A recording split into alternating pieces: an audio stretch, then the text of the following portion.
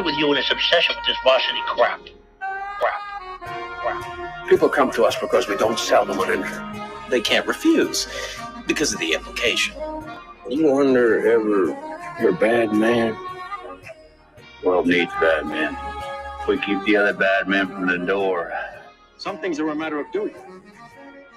The world's greatest radio show in Tennessee. That doesn't sound right, but I don't know enough to dispute. I was about to take advice from a clown who dives headfirst into the shallow end of the pool. It's Talk Sports with John Reed and Cody McClure.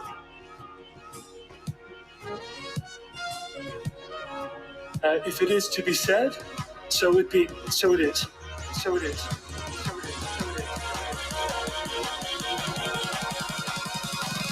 It's a Tennessee thing. Well, I'm holding on.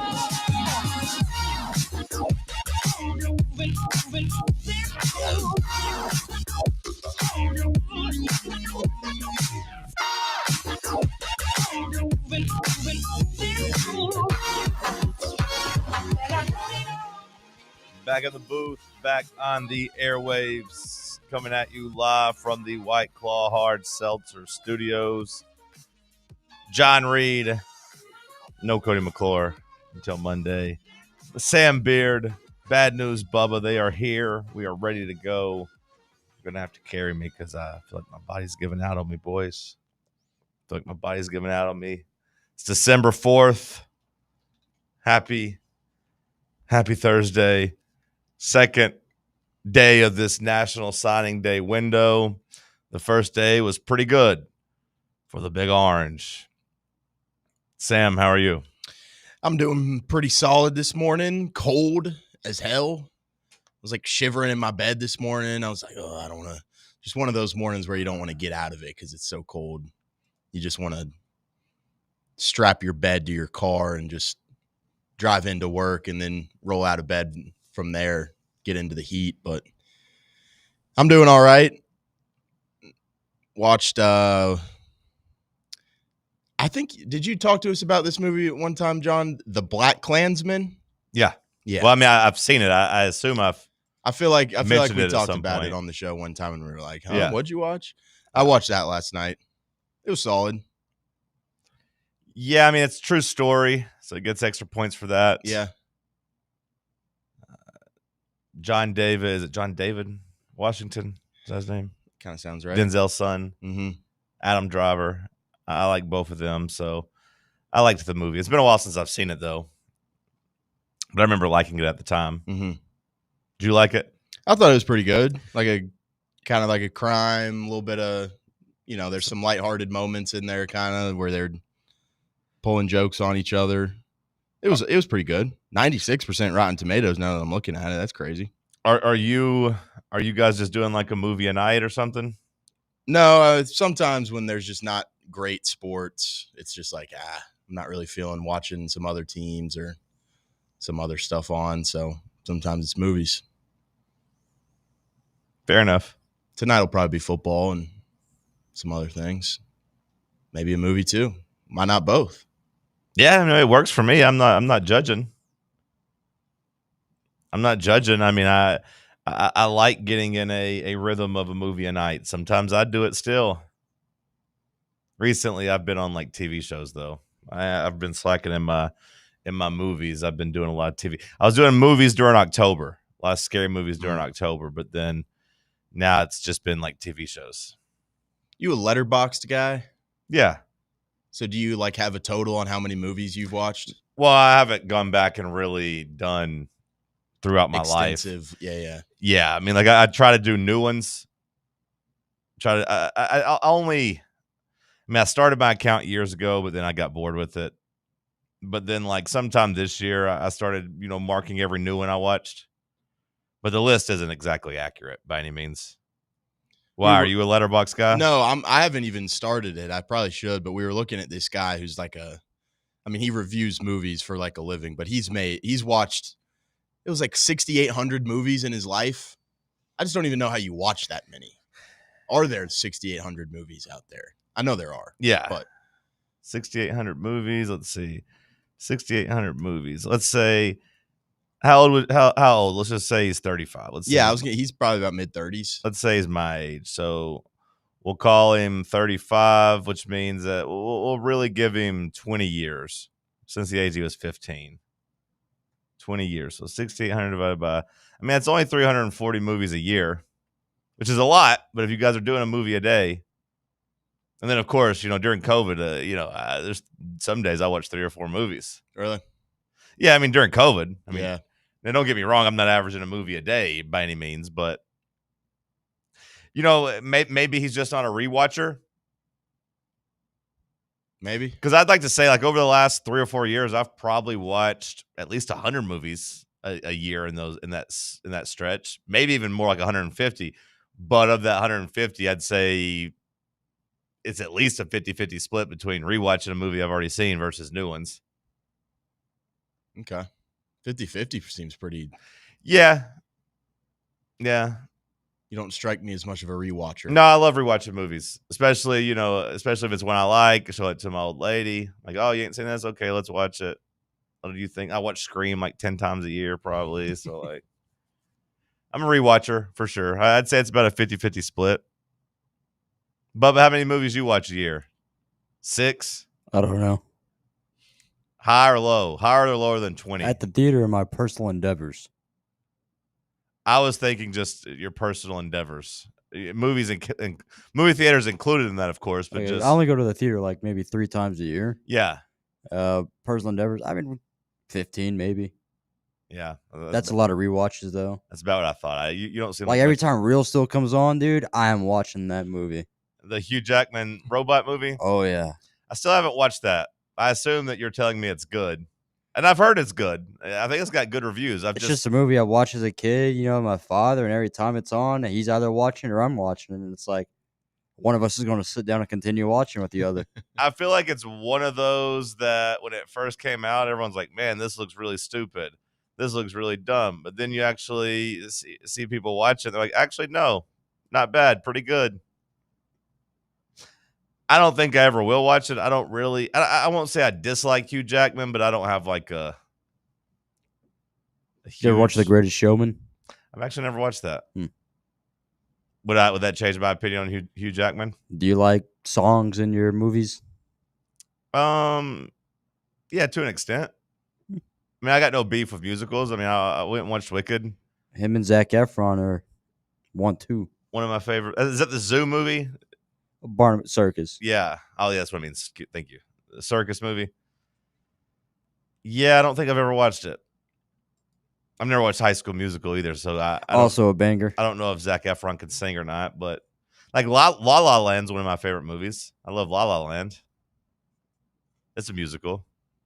This Hugh Jackman, though, he likes singing, though, right? Because he was in Les Miserables, right? He's in this new...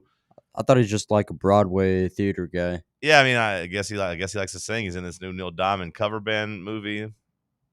X-Men didn't really, what's his name? Wolverine didn't really sing much, but okay. Either way. How are you doing today, Bubba? You good? I'm angry. You're angry? All right, let's go. Let's hear it. I just, thanks. Who cut you off? What happened?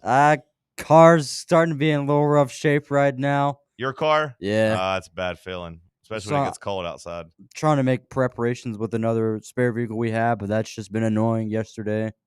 Took up way too much time. Led me on a goose chase. And then today, a calm goose or wild goose? A mean goose that would chase somebody around. I don't know if they're tame or not, but one that has attitude. All right, fair enough. And then today, a white 4Runner from Loudoun County, license plate 778BQ, won't finish the rest. I hope their day gets better because they sure as heck struggled in the morning time. What'd they do? He's just an impatient, guy to say, where like he's his lights are off, right? Dangerous. I can hardly see because my defrost doesn't work on my back window for whatever reason. So I can't really see him, but I just see a grill every now and then. And he's like right on my bumper. And I'm like, all right, like this guy's going to have to figure it out. Or don't, because we're in traffic, as you can see. So there's not much places you can go. So, red light happens, turns green, turn right. whatever. We're all kind of in our rhythm. He's behind me. There's a couple of cars in the other lane. He gets the smallest gap possible. Light is red, about I'd say less than 100 yards, so maybe like 60 yards till we're like stopping. And the guy just has the audacity just to get up, no blinker, and get right in front of me, just that way he can slam on the brakes to get in line in front of me. And it's moments like that when I have a bucket of throwing rocks and golf balls that I want to use one day, but I never can because of consequences that I'll face. What is a throwing rock? A rock that feels good in the hands that you'd like to throw. You have a bucket of those in your car? That and mixed in with golf balls. A lot more golf balls than. Do you just fidget while you drive? Not really. I mean, Okay. I yell. That's my fidgeting. Well, no, I just didn't know why you had the rocks in your car. Again, in case I ever have to have a situation with Oh, somebody. so you are premeditating this. You are just staying strapped. You have weapons in your car in case you have to throw it at drivers. Yeah, but I never will because I'm too much of a chicken to face consequences of Yeah. anything of that nature. Okay, but you're just in case. Yeah. What's going to happen is that one day somebody's going to be riding with you that isn't a chicken and it's not their car and they're going to do it. No, they can't because my window doesn't roll down. Okay, fair enough. I want you to do some real self-reflection here, Bubba. I was a strong man this morning. For 1 minute I was like I was yelling in my car, doing some obscene gestures and No. then I was like, you know what, man? It is what it is. That's not. And then I still took a picture of his license plate for when the day of reckoning comes. That's not what I want you to do. Some self-reflection on. I want He you to do. endangered my life, John. I need to know: are you a bad driver? I don't think I am. Because you come in here with a lot of these stories. Yes. And it's just one of those things that, like, and I know if you run into a jerk every morning, like you might be the jerk type of thing. So I want you to do some real self-reflection. Are you because you are the common denominator in all these stories. Like I am. It sounds like you have road rage, but it really deep down sounds like you give other people road rage. Well, my road rage is just me yelling in my car. I'm not doing anything to intentionally harm this car. Right. There's every situation where it may happen. Maybe. But again, just to me, hearing your story, it seems like you pushed these other cars to the brink. Like this guy cutting you off. You pushed him past the limit. So I'm wondering, how dare they get behind me going, 45 miles per hour down Hardin Valley Road, and morning traffic. How dare they? Because he woke up too late and he has to get to where he's going, John. I'm not taking their side. I'm just asking you to do some self-reflection. Is going 45, like, could you go faster? Do most people go faster on that road? Is that what they're mad about? Is like you're quote unquote holding up traffic? I think it's a perfectly fine speed at the time frame between 7:30 and 8 a.m. Sure. on Hardin Valley and Road. again, I'm not attacking you. I'm just saying, like, are they mad because they don't think you're going fast enough? That could be this guy's problem, yeah. Yeah. Because he immediately just kept going, on other people's butts too. Yeah, now maybe it's his problem, like you said. Maybe he just didn't wake up early enough, and he wants everybody on the road to yield to him. But also, you say that, John, and I think it does make sense about being a common denominator in all this. But with the amount of people that move here and the amount of vehicles on the road, I'm now slowly adjusting and saying it could never be me. I'm letting my ego and my pride take over to where I can never be the problem in the situation until I recognize that I am the problem one day. And I'm not saying you are. Again, I want to be very clear. I'm not taking these stranger sides. We're just trying to have an honest conversation here. I mean, it's because I don't find myself in road rage incidents very often. I don't get mad, and I don't feel like many people get mad at me on the road. Are you paying that well of attention on the road for things that happen? Yeah, I think so. You don't hear me come in here screaming about things. Like I'm pretty in tune. You zoned out in the morning. You zooted it up. No. Like I'm a pretty good driver. I feel like, or maybe I'm just not maybe people are screaming at me on the other side and I'm not staring in their window. I don't know, but like no one cuts me off. I don't come in here fired up about other people on the road. I feel like I got a pretty good working relationship with other drivers. When I'm on the interstate and the transfer truck needs over, you know what? Flash the lights. Come on over, buddy. This is your job. I'm going to let you over. Oh, you're welcome. I'll wave at you too. Honk the horn. Like I'm just a courteous driver. It sounds like you maybe aren't. I feel like I am. I feel like you could have let this car just pass you if you weren't in a hurry either. Like, why not just let him go past you? That's why I was slowing up a little bit, Also, I can't dictate what other cars do. Yeah. Okay. I mean, I'm again just having a conversation. Because you're always coming in here with other people's license plates. Like you're always coming in here mad at people. I feel like it's, if you're not paying attention and somebody just reads back your license plate, you're just like, oh, goodness, what's up? That is a little scary, yeah. Yeah. Like, and maybe these people are just oblivious. Maybe you are the Batman of the road, Bubba. Maybe you are the vigilante that we need to, like, put these people in place. Like, maybe you need to just be going out and teaching these bad drivers a lesson. Oh, Gotham's underwater, all right. I am the hope. Maybe you are what we need. I'd love it if this white 4Runner got into the YouTube chat and said something. That would be They're cool. just a listener. Now we'll probably have people say it's them. We won't be able to vet them. Send us your license plates. Yeah, we need proof. And address and social security, last 4 numbers. You really ain't important. gonna do nothing. No, I won't. I'm just a man, John. I'm just a man that tries to not get in wrecks. Wants to go home every day to see my parents. That's all I want in life. That's it. I mean, it sounds like you also just don't want people to be mean to you on the road, too, because if you had that mentality, you wouldn't be that upset that the people get in front of you. You'd just be like, whatever, I'm getting home safe. It just depends on the situation. Like, Yeah. coming to a red light, that drives me so nuts, because now, like, I've already had this calculation of distance where I need to brake. Now I have to press my brakes a little bit harder, use them up a little bit more, Sure. and I got to fix those, and I don't like doing that. Yeah, I understand that. When he throws your, equilibrium off on the road, I understand.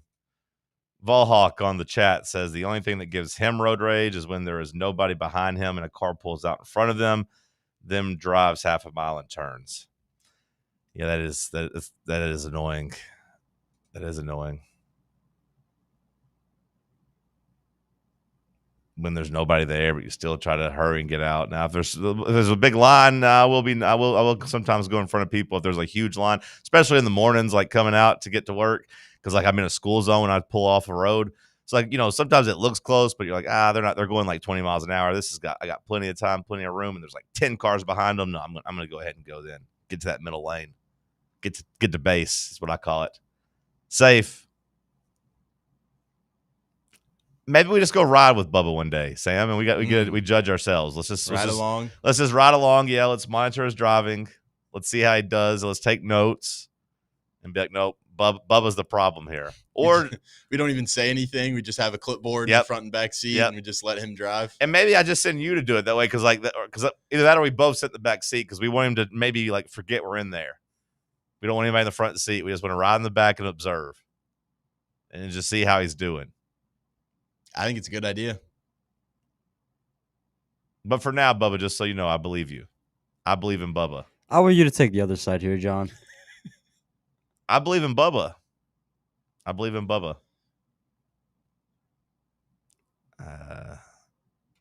My suspicions are up, though, just so you know. My suspicions are raised. We'll come back. We'll talk some signing day. Tennessee had them a good day yesterday.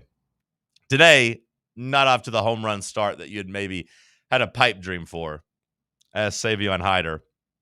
He didn't sign yesterday, so I know some people are like, oh, wait, is Tennessee making a big play here? No.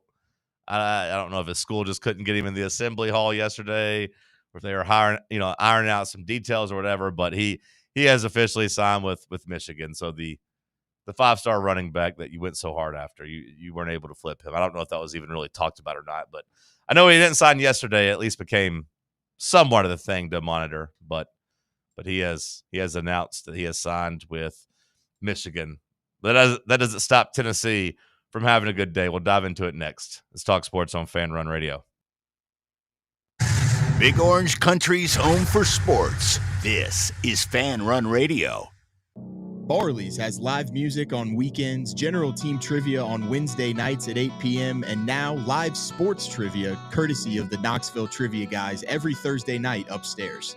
The game starts at 7 p.m. and is free to play for everyone, so head on down to the Old City and show off your sports knowledge and win gift cards to Barley's.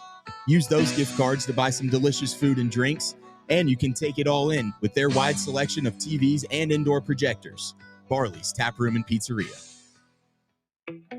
Welcome to Axle Logistics, where excellence isn't just a goal, it's an energy. As a leading third-party logistics company, Axle is powered by an award-winning culture built on a work hard, play hard mentality.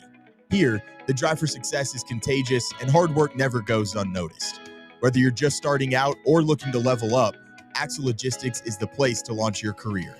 Join us and take your ambition to the stars. To learn more, visit axellogistics.com. What kind of day is it? It's a White Claw day. Light and refreshing tasting, uniquely cold wave filtered. There's an iconic flavor for everyone. Come on, grab a pack. White Claw. Grab life by the claw. Please drink responsibly. Hard seltzer with flavor. White Claw Seltzer Works, Chicago, Illinois. Yeehaw! I've been hooting and hollering ever since I started betting with the VIP Play app. VIP Play has more than 200 leagues, every bet type you can imagine. Live betting and live hosts, all with 24/7 support from real live people when you need them. Start betting better with the VIP Play app today. Don't be a better, be a better with VIP Play today. Download VIP Play today or head to VIPPlayApp.com. Make sure you use the promo code FANRUN to take advantage of their welcome bonus and so they know that we sent you. Gambling problem? Call 1-800-8899-789. Must be 21 or older and located in Tennessee to bet. For over 3 years, Crumble Cookies has served the Knoxville area. From Clinton Highway to Parkside Drive, even our friends out in Maryville have reached you, our fans, with the best cookies in the game. This fall, Crumble is gearing up for yet another fantastic season. Whether you're tailgating or looking for a pick-me-up after getting the kids from school, Crumble has you covered. Download the Crumble app to check out this week's rewards and features. And stop on by. Tell them Fan Run sent you, but don't miss the cookies.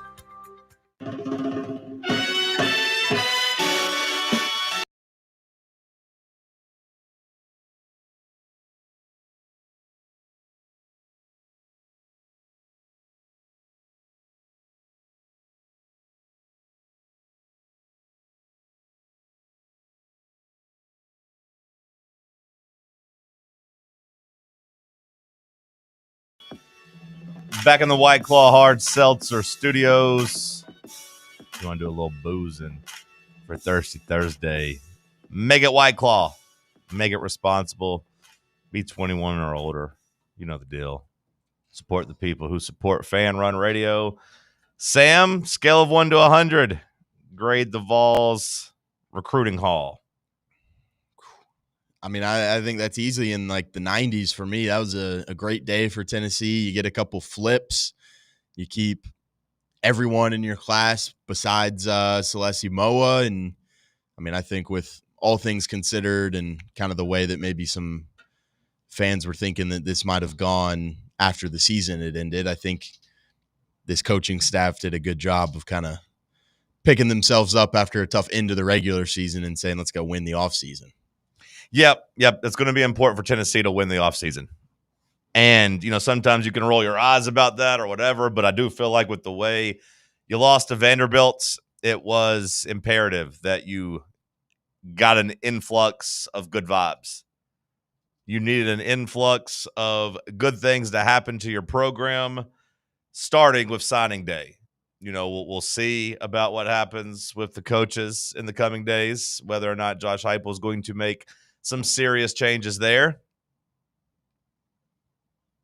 Then, of course, you'll need a good haul in the transfer portal. But step one, I would say mission accomplished. You lose Celeste Moa to Utah. He was the most important player in their class to them.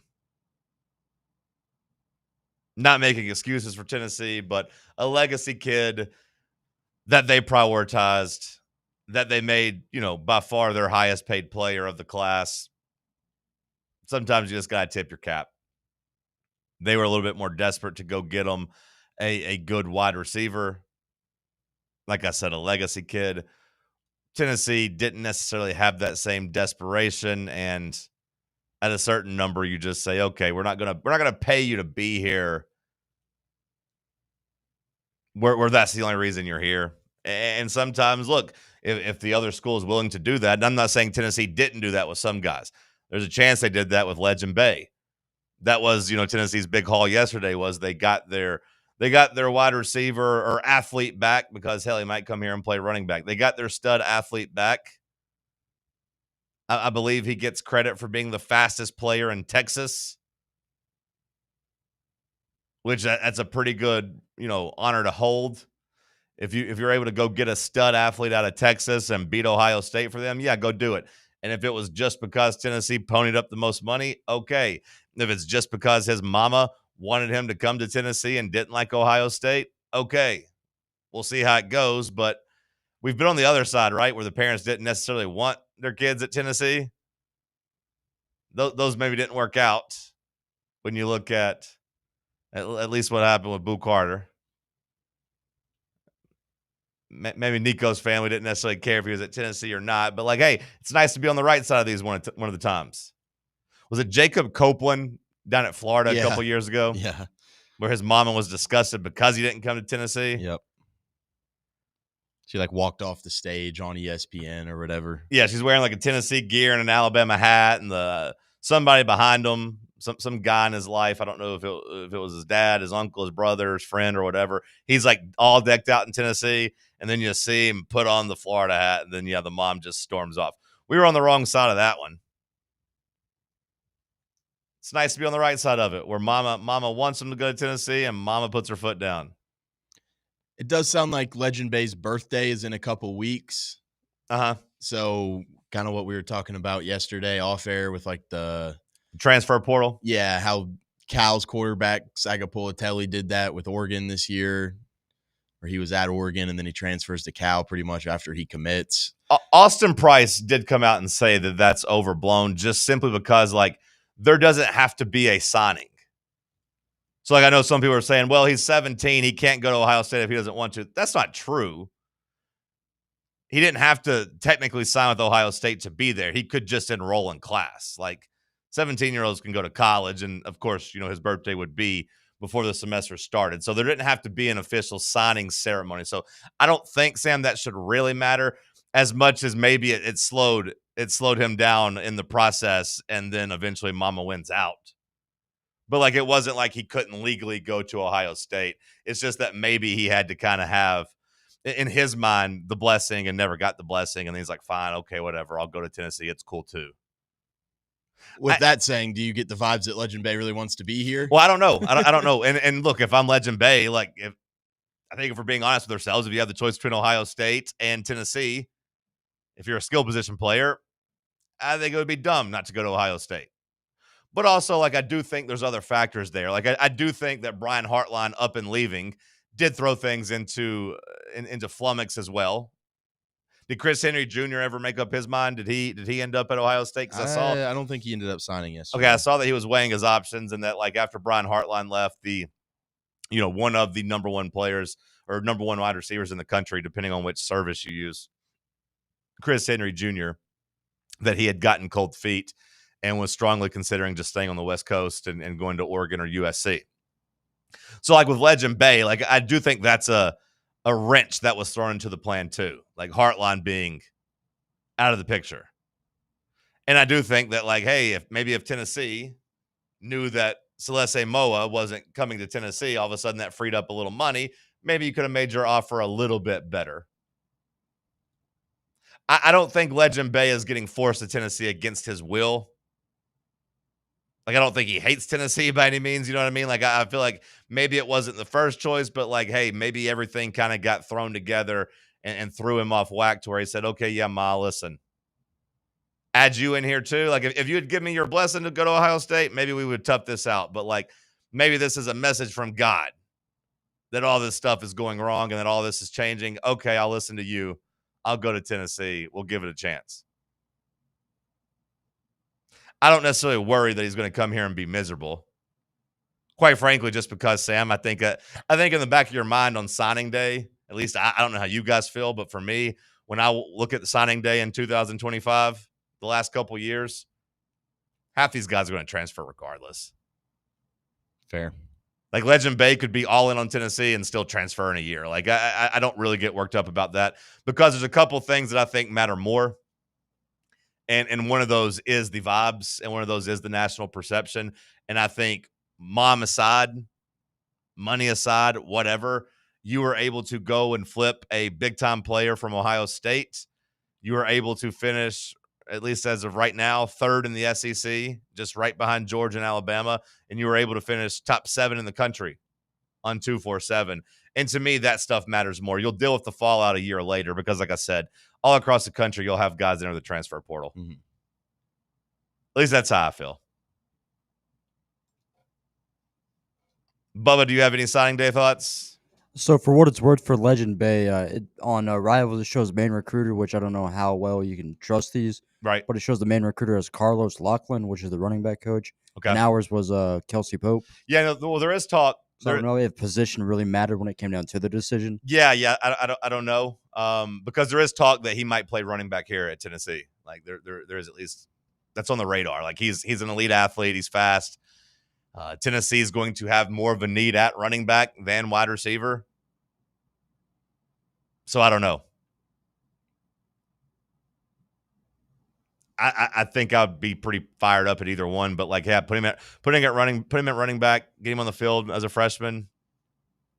Now, of course, like down the line, if you are that player and you're thinking more about your career long-term versus just like instant gratification, I think I'd try as hard as I could to be a wide receiver just because the money is so much more at the next level. But at college, man, like in college, that's not the case. We talk about the earning potential down the road. Like, yeah, Justin Jefferson makes more money than Derrick Henry. But like in college, I don't think that's necessarily the case. Like I think an elite running back can make as much in NIL as an elite wide receiver because you're not worried about, the long-term contract ramifications.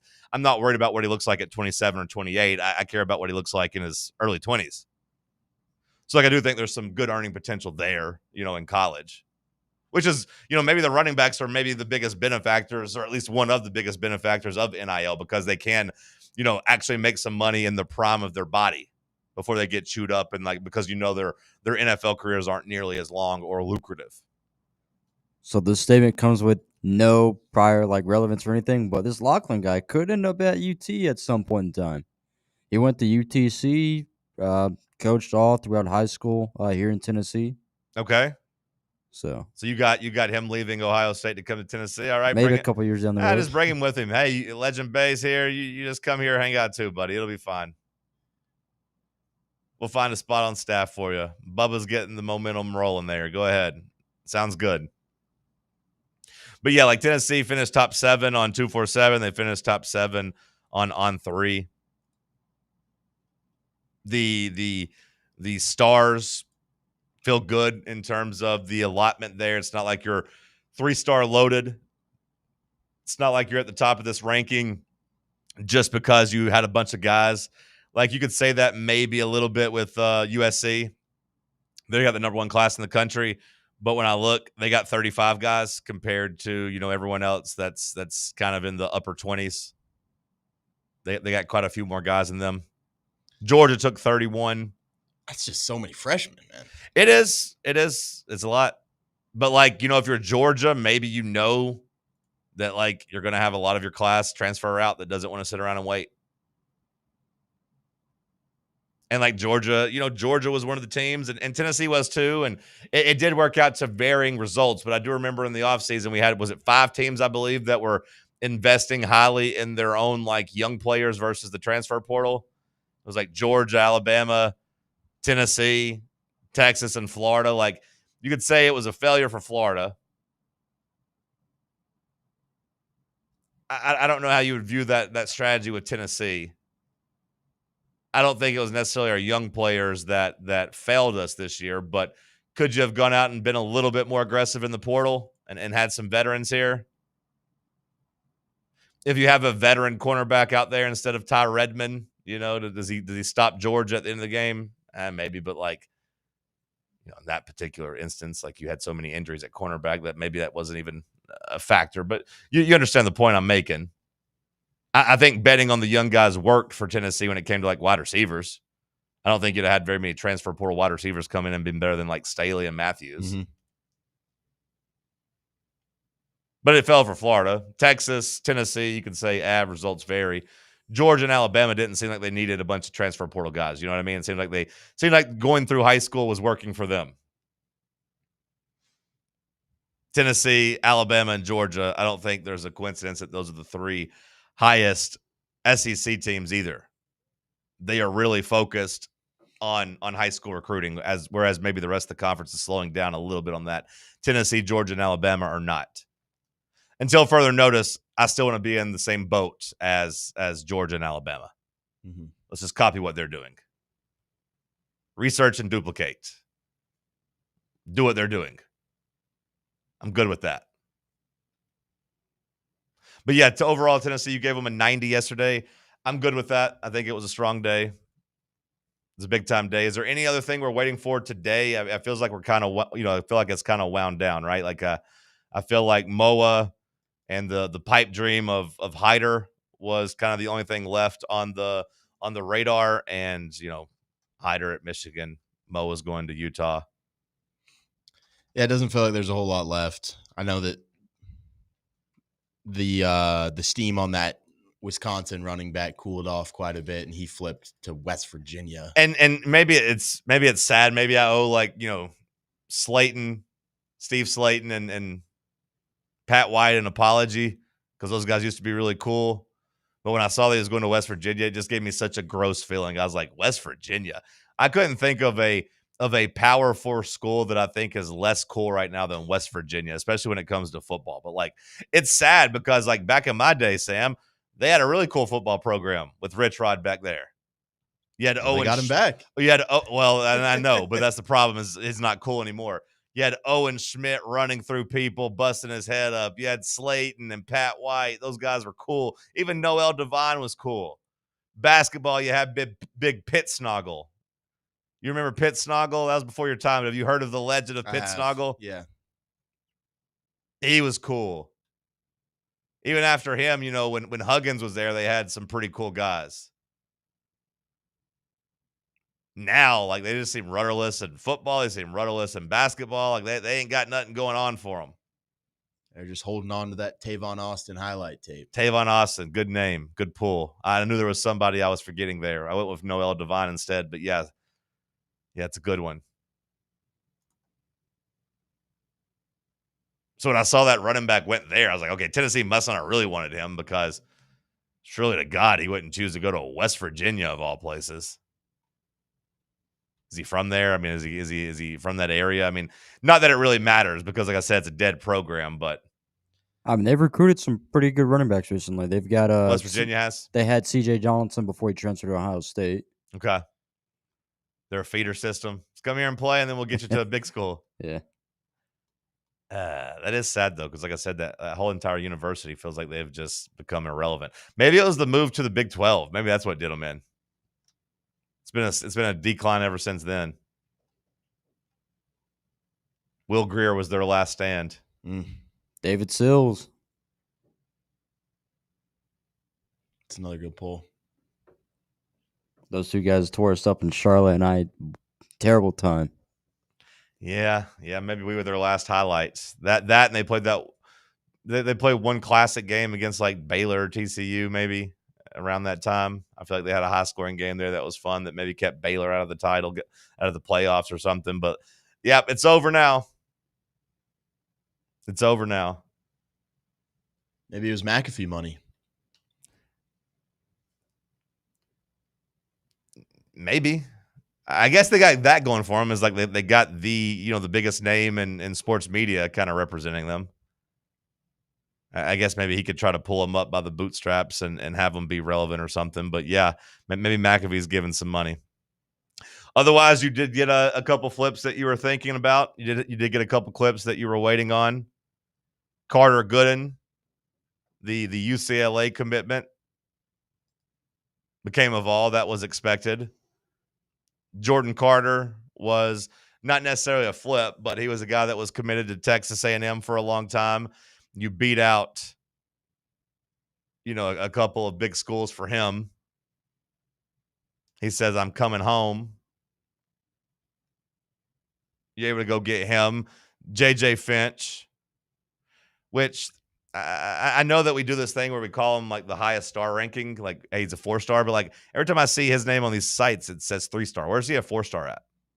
Am I missing something? Because I feel like on On3 and 247, he is a 3-star, which I'm not getting caught up on. I'm not poo-pooing that because if you take somebody from Alabama, I'm on board with that. But I feel like on On 3 and 247, he is a 3-star. So I was just curious where people were getting 4-star from. Feel like most people, it's just like you find any sort of publication that they're the highest rated at, and it's like, all right, 4-star. Yeah, maybe like ESPN, or is this the one time we're using ESPN? Do they have him as a 4-star? No, they have a 3-star as well.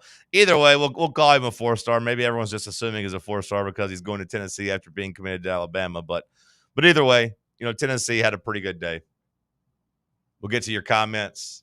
We'll wrap up that conversation. We'll look at around the rest of the country at just some interesting things. Did Penn State ever sign anybody? Find out after the break. It's Talk Sports on Fan Run Radio. Can't get enough Fan Run Radio? Download the free Fan Run app and take the best Tennessee sports conversations with you wherever you go. Got a problem tree looming over your home? Call ECR Total Landscapes. Whether it's trimming, removal, or storm cleanup, our certified pros get the job done safely and efficiently. We're licensed, insured, and ready 24/7 for emergency calls. Big or small, we cut them all. ECR Total Landscapes. Call now for a free estimate, 865-384-2012, and mention promo code FANRUN for free stump grinding on any tree removal now through the end of the year. Also, visit us at ecrtotallandscapes.com. Hey, Vols fans, Cody Brown here. I grew up right here in Tennessee and know what it means when someone says, I've got your back. That's why you can trust Farm Bureau Insurance of Tennessee. Whether it's your home, your vehicle, your family's future, or the business you built from the ground up, we will show up for all of your insurance needs. We are Tennesseans who understand what matters, which is doing right by you. Insurance is not all about just paperwork and policies, but it's about the people we insure every day. So if you want insurance that hits home, give me a call at 865-992-3871. Go Vols. Today, we raise a glass of Jameson Irish whiskey to the sport of football. Hear, hear! To Gaelic football, born in Ireland in 1885 in its thrilling blend of soccer, rugby and basketball. On a massive field, 15 players kick or hand pass a round ball that scored points over a bar or into a net. No pads, no helmet, no sense. Hear, hear! To college football, which kicked off in 1869 when Rutgers beat Princeton 6-4 in the Battle of New Jersey. With 11 players and helmets and pads, teams battle on a 100-yard gridiron with explosive pass plays and hard-hitting tackles. Unless you're called for targeting. Hear, hear! Since 1780, Jameson Irish whiskey has been enjoyed by sports fans all around the globe. Whether your football is Gaelic, American, or even soccer, we can all agree on super smooth Jameson Irish whiskey. Hear, hear! Dick's House of Sport at Westtown Mall is a destination devoted to sport, and it's your destination for exclusive events and experiences. Come visit a store like no other. Check out our 40-foot rock wall, golf performance center, Hit Tracks batting cage, and outdoor turf field.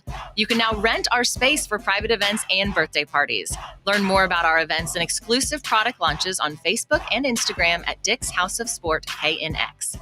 Dick's House of Sport, proud partner of Tennessee Athletics.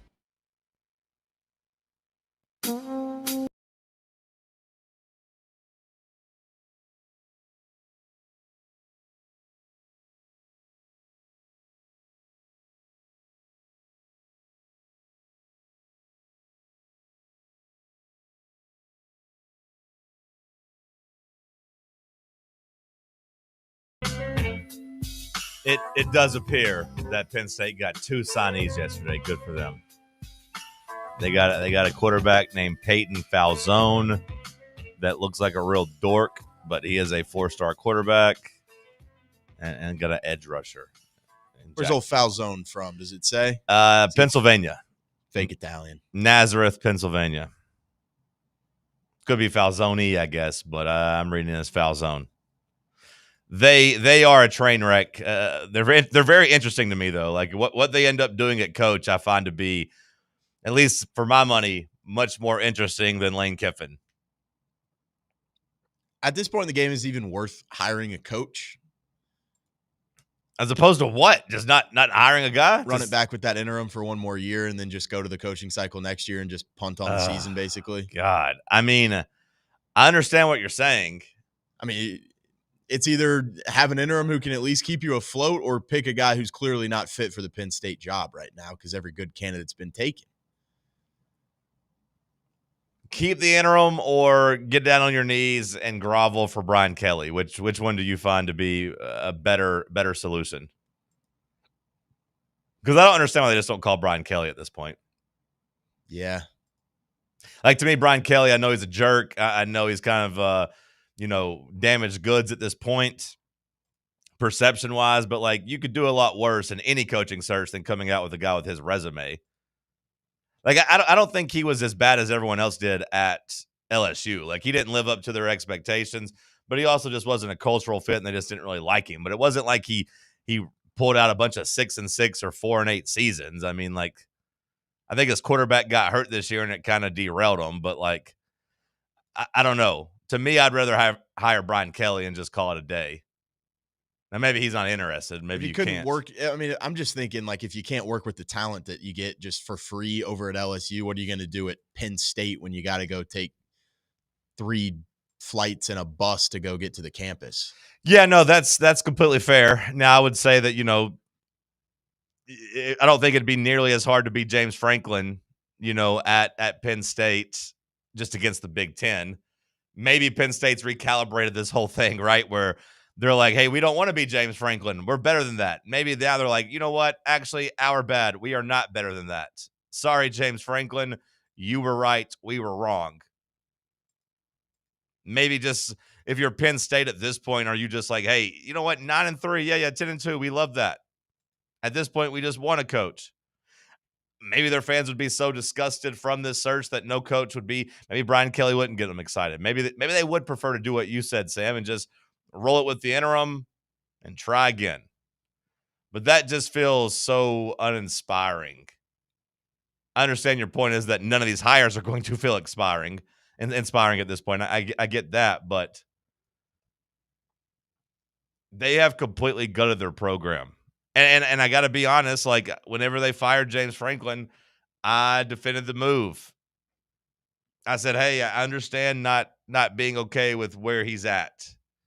I understand, being mad about the way they lost to UCLA and Northwestern. Like, yeah, that's tough to come back from.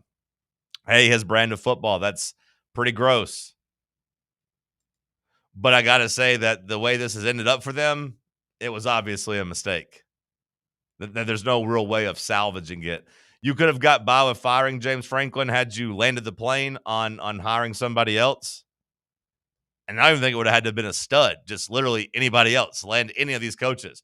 Come out of it with Eli Drinkowitz, and I'd say, okay, let's roll the dice here. Let's see what happens. You couldn't even land him. Maybe they're just still waiting on DeBoer. I mean, maybe. And look, there is something. Like, I don't know if you are old enough to remember, like, how bad the Alabama coaching search was whenever they ended up with Nick Saban. But, like, there is a chance that they just, eventually find some more money or find a candidate and they just don't let him tell no, and it comes back and it all works out. But, like, Alabama had to jump through some hoops and really, like, go down to the wire of Nick Saban and get told no and then come back after getting told no by Rich Rodriguez, and their athletic director's like, hey, I'm getting on this plane to go get Nick Saban, and if I don't come back, I'm going to lose my job. So either I'll see you as a hero or I won't see you because I'm getting fired, but all right.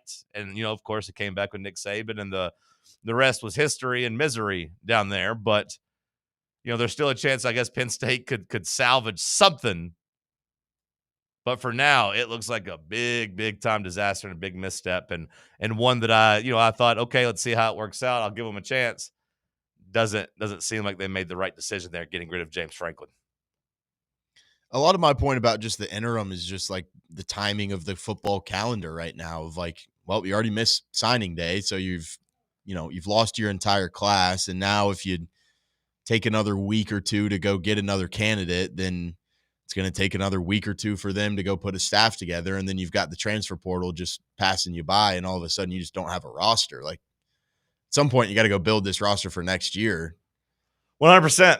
100%. Like, do you think the calendar is going, like, the calendar has been under fire, right? Where people are talking about the calendar and how we're going to have to change something when it comes to college football, which I think that the calendar stuff is a little overblown, and I don't really listen to the coaches crying about it because I feel like the coaches are the reason that December signing day became main signing day. Like, I think the coaches all wanted to have this security of having their class together in December and having guys that have a chance to come to campus early and be here in the spring and not have to worry about them flipping in February where you're scrambling. Because, like, the coaches were the ones that pushed for, like, hey, if we can get like 90% of this done in December, that's great. We'll know who our guys are. We'll push all these kids into signing in December. And then there'll be like, 10% of the class left in February that we can maybe all fight for and figure stuff out. They pushed for all this. So them now crying about, well, now we don't have time on the calendar. You reap what you sow. You wanted your life to be easier, but really it made your life tougher. So I don't really have as much sympathy for them. And of course, like, I don't think any of these coaches want to have happen to them what happened to Tennessee last year. Because I know, like, now the thing is, only have one transfer portal and let it be in the spring. I think coaches would really change their mind if all of a sudden all their starting quarterbacks were transferring in the spring and they're scrambling to get a new guy in place and have a new guy trained up and ready to go in 3 months. You know what I mean? That wasn't fun for Tennessee. Now, I understand how many people would do that, though? Well, I don't think that's. I understand the counter would the be. The point of going to the spring is that, like, all those kids are going to think, well, I only have 4 weeks or 5 weeks to get this thing done. Do you think the kids are worried about, like, being as prepared as possible for the season, or do you think they're worried about their opportunities and money they could make? I mean, if they're smart, they would know that less time to prepare for that opportunity is probably chances for you to be worse at your job, which would then be less money that you're making. So, yeah, I would think that. Well, yes and no, but if I'm a junior quarterback and I transfer in the spring, my money's guaranteed up front. If I suck my senior year, okay, sure. But if I'm like Josh Hoover at TCU or this Sorsby kid up at Cincinnati that everyone's talking about for Tennessee, I don't really have a huge NFL future anyway. So, yeah, I'll go get my $4 million offer. Because if we're offering, and when I say we, maybe Tennessee's in this, maybe Tennessee's not. But like Cincinnati's quarterback, Brandon Sorsby, apparently has multiple $4 million offers. And he was a solid quarterback at Cincinnati. I liked watching him play. He was a dual threat. But if he can get $4 million for one season of work, Sam, I think, I think in the spring you would have just an absolute free-for-all Wild West of teams looking for their quarterback. You don't think Tennessee would be in the market to pay big, big money if we couldn't get a quarterback in December? You think we'd get to the spring and be like, you know what, I guess we are rolling with George McIntyre? I know last season, obviously, we would have had to have ponied up and paid crazy money. But you're right about the freshman, sophomore quarterbacks. Like, maybe they're not derailing their careers. Maybe it would, like, slow the transfer portal down a little bit if it was only the spring because, hey, you've already made it through the spring semester at this point. Hell, it's football time now, guys. Just stick around. I'm just saying the coaches begged for this. They pushed for all this. So I'm not listening to them cry about the calendar. There's also the whole school thing where we have to pretend like we're still doing the whole student-athlete thing. Hey, student comes first. That's what they always told me back in the day. They're students before they're athletes. We can't pay the players. They're students. Well, now it's like, well, they also have to, like, go to class in the spring and stay eligible. So it's not like they can just, like, take the semester off. So it's a real rock and the hard place for the schedule. I don't know how they fix it. Maybe it's more ironclad type of contracts where you do get rid of all the transferring. Maybe that settles everything down. I don't know. But as far as Penn State, yeah, they were between a real rock and a hard place of, like, we don't have a coach, so we can't recruit. Now the need to have that coach has gone down unless you're just like, hey, we'll just be a heavy, heavy transfer portal team this year. You need a coach for that too. And I guess you got about a month for that. The portal's like, is it the 4th to like 16th or something like that? 4th to 18th, 2nd to 16th, something like that. Better have a coach in that's already been doing his due diligence on, scouting it.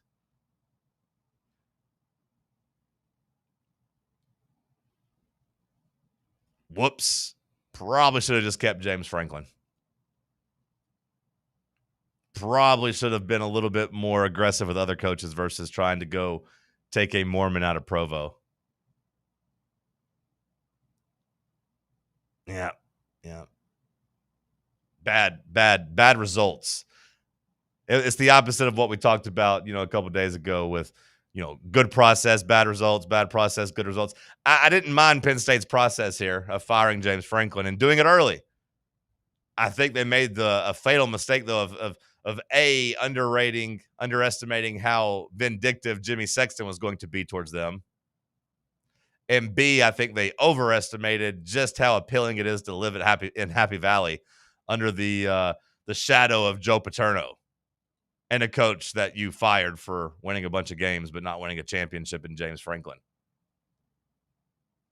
Not saying Penn State's Nebraska, because we've seen them be good during modern football, but like maybe they just don't have a whole lot of people lining up to go work there like they thought. If you keep in mind, like they got James Franklin, they didn't pluck him away from Florida. You know what I mean?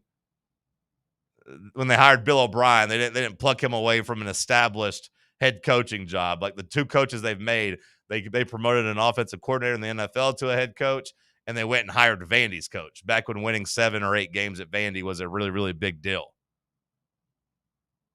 They bought low at the right time with James Franklin. They got lucky to get a stud away from Vanderbilt. That's a little bit easier than going out and trying to get an established coach from an actual big-time place. They were my signing day story, even though they were a non-factor, throughout the entire day. I couldn't help but think about Penn State. Hour 1 in the books. We'll kick off hour 2 with some headlines. Let's talk sports on Fan Run Radio. The flagship station for Tennessee football. Fans. Fan Run Radio. Running a business, coaching a team, planning your next big event, you need more than just gear. You need SM Athletics and Logo Solutions. Custom uniforms, branded apparel, promotional products, done right, done fast, and built to show off your brand with pride. From local businesses to high schools to major universities, SM Athletics is trusted by winners. Get real service, get real quality, get noticed. SM Athletics and Logo Solutions, where your brand comes to life. Visit smathletics.com and let's build something great together. Are you tired of spending hours on laundry and ironing? Let Crown Cleaners handle your dry cleaning so you can handle your business. Our expert team can take care of your clothes, removing stains and wrinkles like they were never there. Whether it's your best suit or everyday attire, we handle it all at Crown Cleaners. Say goodbye to laundry stress and hello to extra free time. Crown Cleaners, Big Orange Country's imperial dry cleaning service since the 1960s. Online at crowncleaners.com. Are you thinking of buying a home but don't know where to start? Well, call VFL Josh Travis, your local mortgage expert with Foundation Mortgage, based right here in Knoxville. Whether it's your first home or your forever home, he'll keep the process simple every step of the way. To get started, visit mortgagebrokerjosh.com or call 423-312-9777 today. Foundation Mortgage Company, LLC is an equal opportunity housing company. NMLS number 1387311. Vol fans, reimagine your home at Broadway Carpets and Flooring for any remodeling or building needs. With a variety of carpets, rugs, hardwood, vinyl, and stone, Broadway has all the flooring and installation options you're looking for, including pet-resistant products like Pet Perfect Carpet from Shaw Floors. Visit their showroom in downtown Knoxville or the location in West Knoxville located on Kingston Pike near Pellissippi Parkway today. You're listening to FM 105.7 and AM 1340, WKGN Knoxville, and W289CU Knoxville, Fan Run Radio. At Knoxville Insurance Group, they understand the challenges many consumers face when searching for insurance coverage. That's why whether it's for you, your family, or your business, they create a coverage plan specifically for your unique needs. Knoxville Insurance Group is an independent firm, which means they aren't beholden to just one insurance company. They search multiple companies acting as your negotiator to find you the best possible policy and price. Start a quote in minutes at KnoxvilleInsuranceGroup.com or call them today at 865-694-9788. Dick's House of Sport at Westtown Mall is a destination devoted to sport, and it's your destination for exclusive events and experiences. Come visit a store like no other. Check out our 40-foot rock wall, golf performance center, Hit Tracks batting cage, and outdoor turf field. You can now rent our space for private events and birthday parties. Learn more about our events and exclusive product launches on Facebook and Instagram at Dick's House of Sport KNX. Dick's House of Sport, proud partner of Tennessee Athletics. Truth is my goal. Controversy is my gem. I'll do 100 reps of controversy for a 6-pack of truth. You're listening to Talk Sports. Too much emphasis is put on originality. Feel free to take ideas and update them at your will. All great artists take and update, except for us. It's true. We're 100% original. We're not stealing content for this segment. That's right. Not at all. Airing every day from 7 a.m. to 10 a.m. Cars have 4 wheels. Hoodies have hoods. It's amusing to me when someone says, this is an original hoodie. Bro. It's a hoodie. It's a hoodie. I can't do this. On 1340 WKGN. I am Warhol. I am the number one most impactful artist of our generation. I am Shakespeare in the flesh. Walt Disney.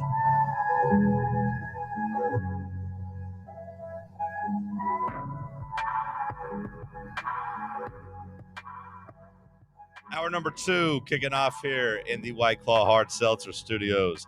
I gotta say, shout out to Ballhawk on the YouTube chat for pointing this out. I feel bad now. I made fun of West Virginia.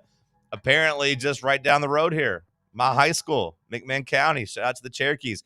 Apparently, we had an offensive lineman sign with West Virginia yesterday. How about that? That's a big deal. That's a big deal for my high school. We don't really have the huge D1 talent. You know, he's just a 3-star or whatever, but like to play Power 4 football, that's a pretty big deal for McMinn County. So shout out to him. Didn't want to come walk on here? Well, Sam, if you can get a scholarship, maybe make some money versus walk on, I think I'd rather go. Cut him open, he bleeds yellow and blue and not orange.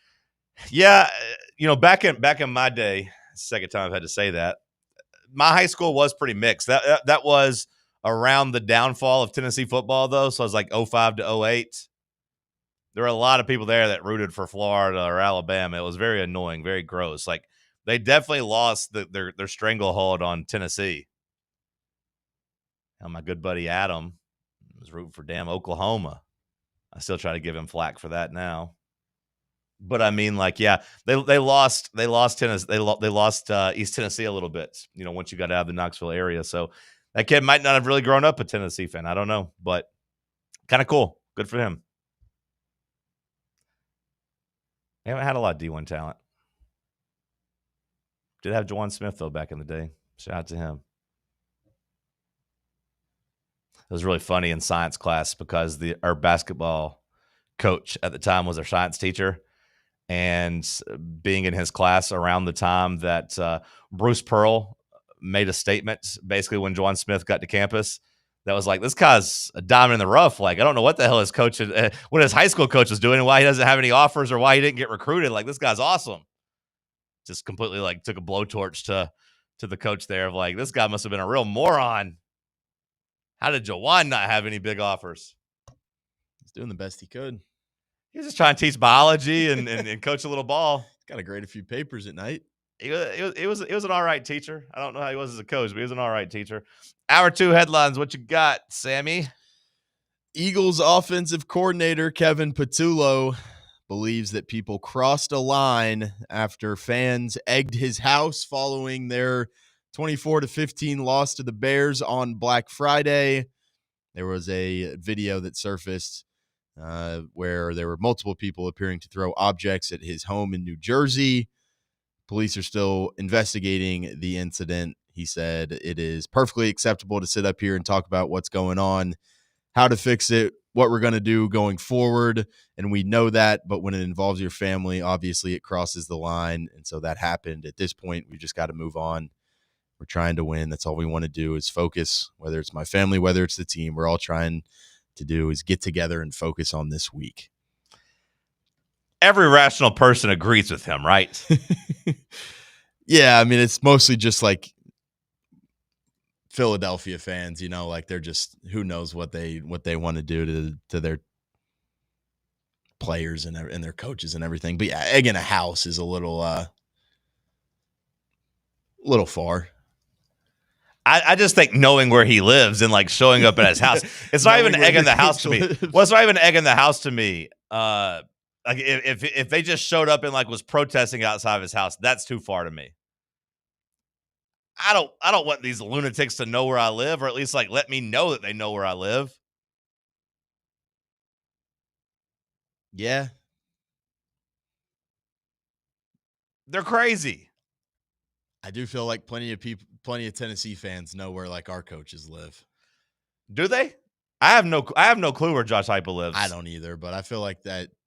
I mean, you are right that people like kind of will share like addresses from time to time. Like you're right, but or like maybe just like, oh, he lives in this neighborhood, kind of down this street, but like sure. maybe it's not like, hey, 2435 is, something's his address. Now, Knoxville's a little bit smaller of a town, of course, and like there's only so many rich neighborhoods around here that you can live in. Like you can name just a couple neighborhoods, and chances are you'll be right that like there's coaches in there. I get that, but like that's gross too. I don't think any sane person should know where the coaches live either. This isn't Remember the Titans. You remember what happened to Herman Boone on Remember the Titans, right? They threw a brick through his window. Then they show up later in the movie and have like a pep rally for him. We're going to win state. As he gets to run around with his daughter. And it's sad how just winning made that town go from racist to not racist. I know Philly and New Jersey are pretty close, but like it said that he lived in New Jersey. So you've got people that are maybe not even Philly locals that are just like, hey, let's drive 45 minutes out of town and let's go find this guy's house. I guess there's nothing you can really do about it, though. You can't quit your job. They can't get rid of these people. I think they should just put like Big Dom in the driveway. Big Dom probably don't like him either. With like a sign like, he doesn't deserve this. The Eagles won the damn Super Bowl last year. Like he wasn't calling the plays. No, though. I was gonna say I know he wasn't, but like they would do the same thing to Sirianni too. Like they don't like Sirianni either. They won a Super Bowl last year. They didn't deserve it. It makes me sick that they did it. I don't know how they did it. I don't know how all of a sudden Jalen Hurts came out and threw for 350 yards. I don't get it. And that performance broke the Kansas City Chiefs defense too, because I don't think they understood either. Voodoo. Which I saw a stat today just on the Chiefs real quick. The difference of why they're not good this year. In 2022 through 2024, when they blitzed, they were first in yards per play, second in pressure rate, and third in sack rate. So, like when they blitzed, they made big plays. This year, when they blitz, they are 31st in yards per play, 28th in pressure rate, 31st in sack rate. So, like, it might be time for me to give up on the Chiefs as well, just because I think the offense will be there, but they don't seem like they have a defense. I've been holding steady, believing in them, but they just might not have it this year. The AFC might actually be wide open. Mike Vrabel might actually go to the Super Bowl this year, Sam. Go ahead and get ready for it. The new Tom Brady. Feels sick. The new Brady and Belichick. Drake May and Mike Vrabel. Gross. Oh, God. Give me another headline. Let's change gears. Maybe this one will make you feel better, as Giannis Antetokounmpo and his agent have started conversations with the Bucks about their future with the franchise. The two sides are reportedly discussing whether or not his best fit is with the Bucks or another team. Resolution is expected in the coming weeks. They pretty much came out and said, though, that they're just going to go to where he wants to go. In the offseason. That doesn't feel like Atlanta to you? Nah, in the offseason, they openly talked about the Knicks. The Knicks were like the only team that he like said he would go to. Now, if I'm Milwaukee, am I taking like Karl Anthony Towns back and some picks and like calling that good? I don't know. But also, like, I don't know if I'd take Trae Young and Porzingis back and some picks and call that good either. But we'll see. Giannis went down with an injury yesterday. Mm-hmm.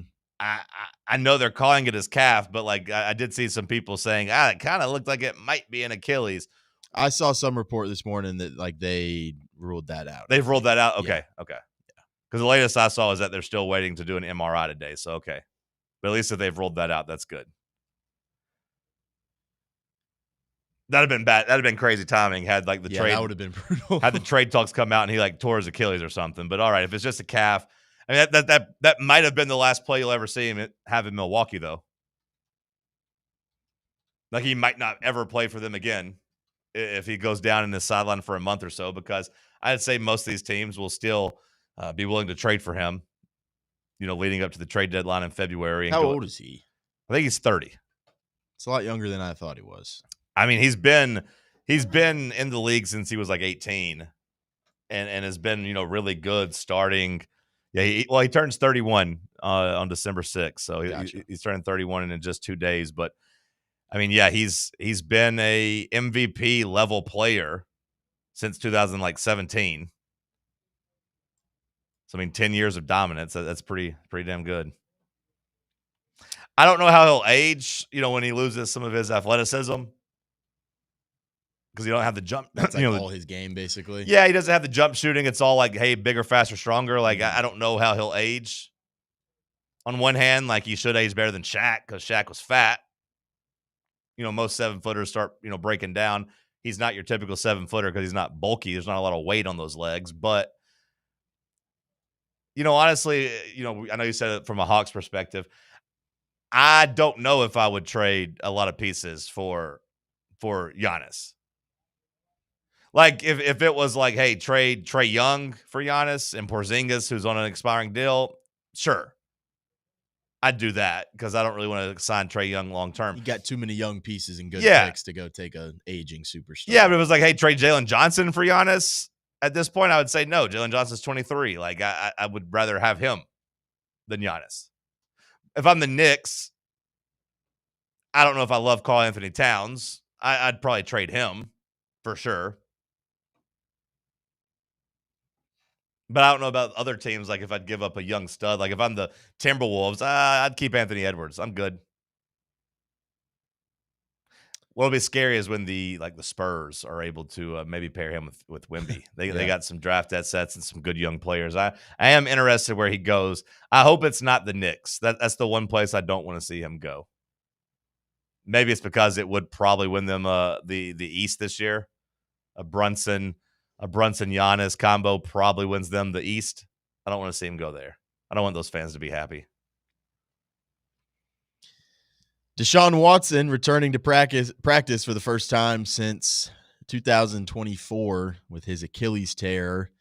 He will practice this year for the first time on, I guess yesterday that would have been opened the 21-day practice window for him to return to the lineup. So he's not counting necessarily towards like the 53-man active roster just yet, but he is eligible to be activated during this 3-week window. Stefanski said he would be doing individual drills at first before possibly ramping up to working with the scout team. So watch out, Shedeur. Deshaun's coming. We play the Browns this weekend, right? Yeah. That's terrifying. Not so much for Shedeur. I am, maybe this is a bad idea, Sam, but in my big league, it's playoff time. I am streaming the Titans defense this week. There weren't very good options. I thought about picking them up in our station league, and I was like, we're terrible. Yeah, but I looked, I was like, a lot of like 5-6 point games. Okay. Like you just don't want to get a negative. It's like, surely like the Browns can't get a negative on the Titans. Like that offense is so like anemic. They're like, surely like it won't just be a negative. It could be a terrible decision, but I tell you that just to say that that's the level of confidence I have in Shedeur and that Browns offense. Yeah, I'm not excited for the Titans to lose to the Browns this week and like Shedeur passes for 130 yards, but Cam Ward gets sacked 47 times by Myles Garrett, and then every single like ESPN NFL show is going to be like, oh, Shedeur Sanders, the clear and above number 1 overall pick.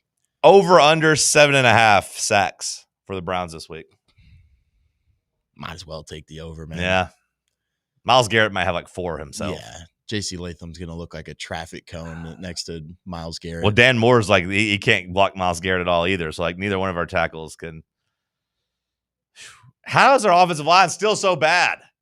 We haven't had a right tackle for years. Ever since we let go of Jack Conklin. Yeah. And we haven't had a left tackle since Taylor Lewan was healthy. It is crazy. It is crazy that, like, it's not like we haven't tried. We haven't invested. It's probably how the Browns feel at quarterback. I guess we got like another decade or so to go before we can really complain. This was pretty crazy. The Chiefs and Cowboys became the most watched regular season NFL game in history. 57.2 million viewers tuned into the Cowboys Chiefs game. Shattered the previous record by 36%. That was a good game, too. Viewership up by 47% compared to last year. Yeah. Peak audience of 61 million. I guess the NFL boycott is over. All the people that left the NFL a couple years ago that were done watching, I guess it's over. Or just give us good games, too, you know? Yeah. They said like the previous record was set 2022 with the Cowboys and the Giants. I was going to say, you have to have the Cowboys in if you're going to break the record. For sure. But like giving them the Chiefs and Patrick Mahomes, that is a recipe for success. Put it on Thanksgiving. That was a huge, huge home run for the NFL. And look, I mean, like that's a huge win for Dak Prescott. Because that's where people get their narrative from, is watching the national televised games. And like that was the most watched game. And Dak Prescott looked amazing in that game. Now, all of a sudden, you put him on Thursday Night Football tonight against the Chiefs. If he's able to beat the Eagles, Chiefs, and Lions on national TV 3 straight weeks, like it might propel him back into the MVP conversation. Look at that.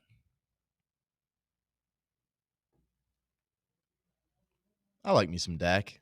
I don't dislike Dak. I think he gets an unfair rap. I won't say I like him, but I definitely don't dislike him. It depends on how I feel about Jerry Jones at the moment. But like the Cowboys are playing pretty well. I like the combo of CeeDee Lamb and George Pickens. Although I am in the unenviable position this week of I need George Pickens to stink in multiple leagues. I need him to not be all of a sudden like a top 5 wide receiver. That's the worst feeling in fantasy when you got to like root against a guy who's just guaranteed to be really good. Yeah. Yeah. It's not a good feeling. And he's playing really well. So I feed CeeDee Lamb tonight. Give it to CD. No George Pickens. Do we know if Amon-Ra St. Brown's going to play tonight? I know they list him as questionable, I guess, so maybe we don't know. That if he doesn't play, the Cowboys should win. If he does play, that game will become, really interesting. It might be an absolute shootout, but good NFL game tonight. Stick with us. It's Talk Sports on Fan Run Radio. Streaming worldwide at fanrunradio.com and on the free Fan Run app. This is Big Orange Country's sports talk radio superstation, Fan Run Radio, Knoxville. For over 3 years, Crumble Cookies has served the Knoxville area. From Clinton Highway to Parkside Drive, even our friends out in Maryville have reached you, our fans, with the best cookies in the game. This fall, Crumble is gearing up for yet another fantastic season. Whether you're tailgating or looking for a pick-me-up after getting the kids from school, Crumble has you covered. Download the Crumble app to check out this week's rewards and features. And stop on by. Tell them Fan Run sent you, but don't miss the cookies. A brand built in Tennessee and born from the love of the game, Inward Half revolutionizes golfing comfort. Crafted by a former pro and dedicated enthusiast just like you, our luxury performance wear guarantees you stay cool and comfortable through every swing and every day. We're not just a brand. We've set out to create a lifestyle for those who understand that impeccable style and premium performance are a hole-in-one. Enjoy the walk-in with Inward Half. Citizens National Bank. Kick off this football season with a CNB Plus Perks checking account. Move downfield with free online and mobile banking. And cross the goal line with extended evening hours and Saturday banking. Banking at CNB has its perks. Find out more at cnbtn.com. Citizens National Bank. Banking never felt so good. Member FDIC. Are you thinking of buying a home but don't know where to start? Well, call VFL Josh Travis, your local mortgage expert with Foundation Mortgage, based right here in Knoxville. Whether it's your first home or your forever home, he'll keep the process simple every step of the way. To get started, visit mortgagebrokerjosh.com or call 423-312-9777 today. Foundation Mortgage Company, LLC is an equal opportunity housing company. NMLS number 1387311. Dick's House of Sport at Westtown Mall is a destination devoted to sport, and it's your destination for exclusive events and experiences. Come visit a store like no other. Check out our 40-foot rock wall, golf performance center, Hit Tracks batting cage, and outdoor turf field. You can now rent our space for private events and birthday parties. Learn more about our events and exclusive product launches on Facebook and Instagram at Dick's House of Sport KNX. Dick's House of Sport, proud partner of Tennessee Athletics.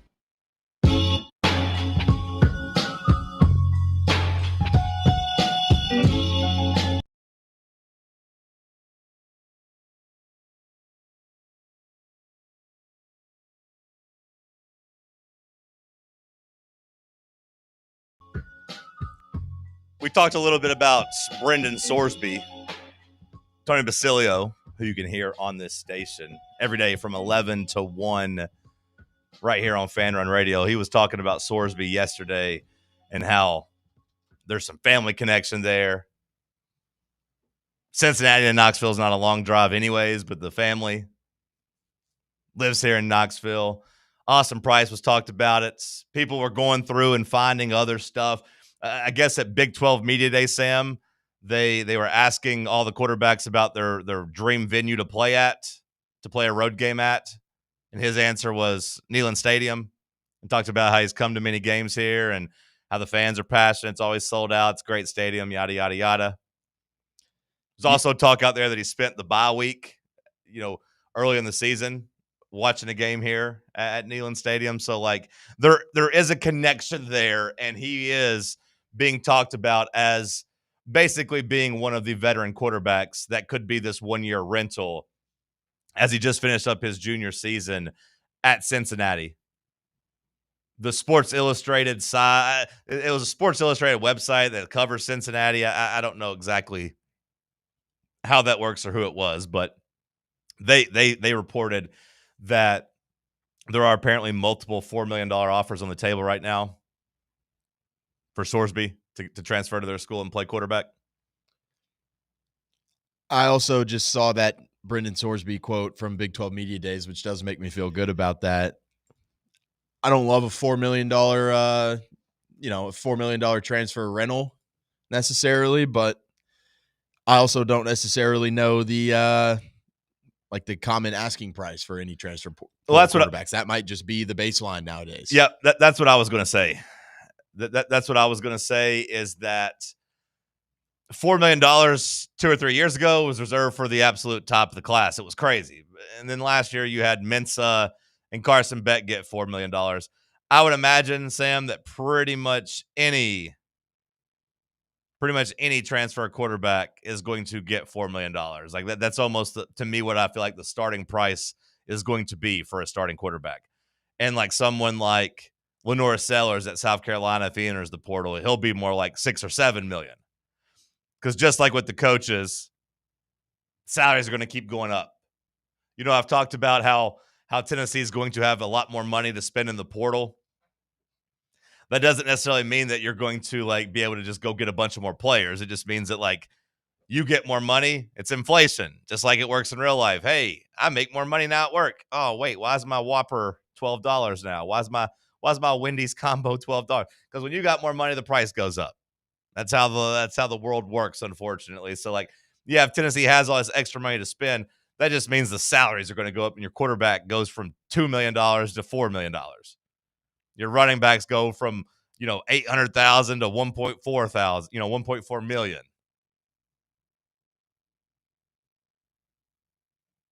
So I'm not going to get caught up in the $4 million asking price. Now, you would hope that there'd be a little bit of what's going on with Jacoby Gillespie. If Sorsby is the guy they want, that you'd be like, hey, come on, Jacoby, you're from Greenville. You want to be a Vol? Help us out a little bit. Let us put a better team around you. You take a little bit less money. We'll maybe get you a Nate Ament. How about that? And it worked out because, you get a hometown discount. You'd hope that maybe Sorsby would be like, hey, my parents are there. Hey, I got a lot of family in Knoxville. Hey, I love Neyland Stadium. All right, fine. I'm not going to go to just the highest bidder. I'll let you save a little money for that tie.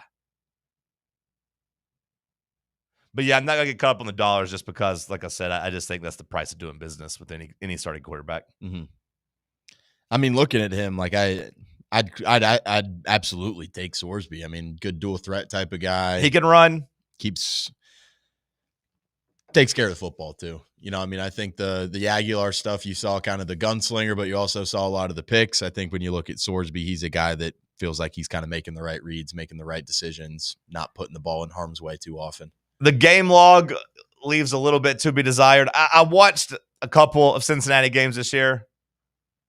Week 1 against Nebraska, I didn't think he looked good at all in that one. I watched him play pretty well against Iowa State. I think his numbers in that game weren't necessarily great, but I feel like when I watched it, I was like, this guy's making plays. This guy's a stud. He got absolutely shut down later in the season by Utah. Like really bad. I think it was like 11 of 33 against Utah, but he played well against BYU. So like I think there was some hit or miss there, but like his numbers to me feel a little inflated. I when I was looking at it yesterday, I was like, it feels a little bit like when I looked through like Drew Lock's game log back in the day. We're like, oh my God, look at these touchdowns. And you're like, okay, well, 5 of them came against Central Connecticut or Central, whatever, insert loser school there. But I do think he would be a pretty good option. I like the dual threat side of things. I like the Tennessee tie. But with putting his name aside, are we all on the same page, Bubba, Sam, that we want a 1-year rental at quarterback? Yeah, 100%. I'm not nothing against George McIntyre, and I just think the blueprint with Tennessee quarterbacks under Josh Heupel has been that you don't go start as a freshman. So I don't think Faison Brandon's just going to come in here and be kind of an exception to that rule. And I do think that you've got a tough enough schedule next year that you kind of do need a guy who's seen college football before and has played in a bunch of games and kind of just knows what it takes. Bubba, do you want a transfer 1-year rental? Depends on the time frame. If we can get them sooner rather than later, absolutely. But if it becomes like another spring situation, no.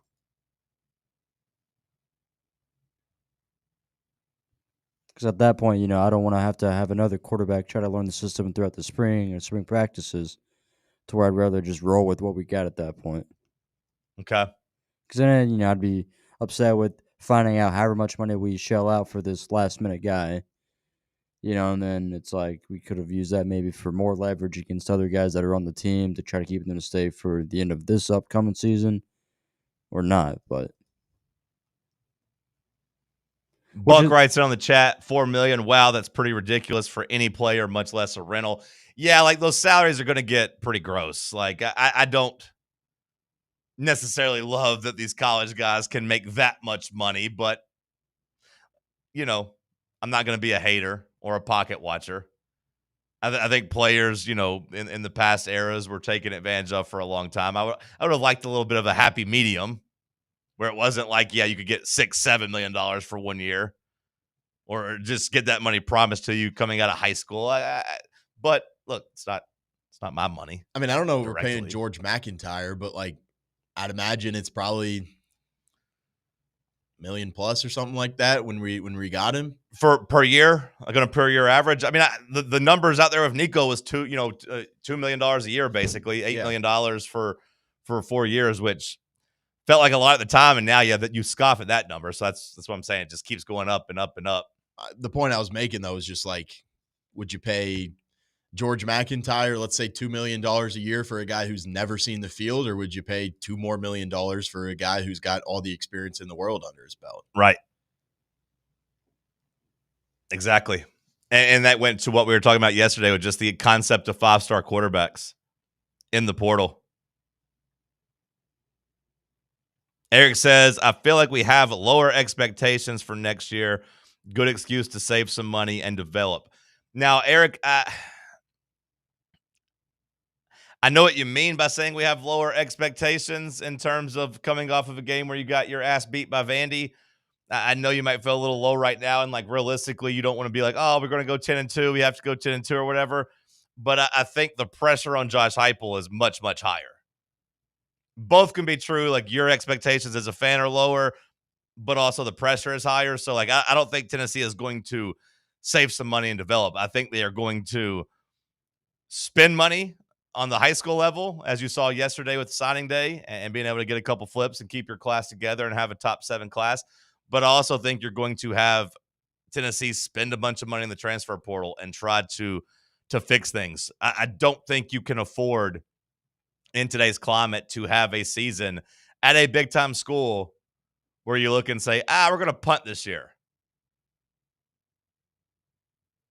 You know what I mean? Like Tennessee can't just say, hey, this is a developmental year. That doesn't work. There's too much money on this damn roster. It's an arms race. There's no excuses. In the old college football, you could do that. Hey, we got a bunch of freshmen. We got to take our time. This is a 2 or 3 year plan, yada, yada, yada. Give us a couple years. Nope. Doesn't work. Get some veterans of the transfer portal. Let's go. First year coaches. I don't know if they'll be under immense pressure, but like Lane Kiffin, Alex Golish, those guys will be expected to win 1 or 2 more games than they usually would be in a first year as a head coach. Like Lane Kiffin probably looking at a position where like, hey, you got to go win 10 games next year, brother, to be worth all this damn trouble. Done it at Ole Miss for the last 4 years. Right. You're good at the transfer portal. This roster ain't terrible. You better get us back to at least 9 wins, but like 10. 10's what we're expecting. Josh Heupel, it's going to be the fifth new quarterback in 5 years, like a 5th different starting quarterback for 5 straight years. That doesn't matter. Time to go win, brother. And from the rest of the roster standpoint, like you did have some young players that'll now be a little bit older that you hope could step up. But yeah, like the holes are going to be filled in the transfer portal. Go get some guys that can play. Nick writes in asking, have we given up on the Joey 1 more year conversation? I personally have. I don't know how the school feels. I don't know how Josh Heupel feels. I've given up on the Joey conversation for multiple reasons. I don't think a serious program has him be their plan this year. I don't think he's good enough to be like the main plan this year. And that's no disrespect to Joey. I think he came in and thrived. I think he came in and made the best of a bad situation. I didn't subscribe to, hey, look at the passing numbers. That means he's the best quarterback in the SEC. I didn't buy that. Like, I think you can get a more consistent player. But also, and more importantly for sure, to me, you can't afford to wait around. You can't go through the courts and battle. It can't be like, hey, our plan's Joey, or we'll just roll with George McIntyre if the courts say no. I think there's too much at stake this year for the university. I think there's too much at stake for Josh Heupel. He can't go in there flat-footed because there's a chance you could be in April or May and be in the same damn position you were last year where you lose your starting quarterback because the courts say nah, and you're scrambling trying to find a quarterback that can come in and start, and that's not good for anybody.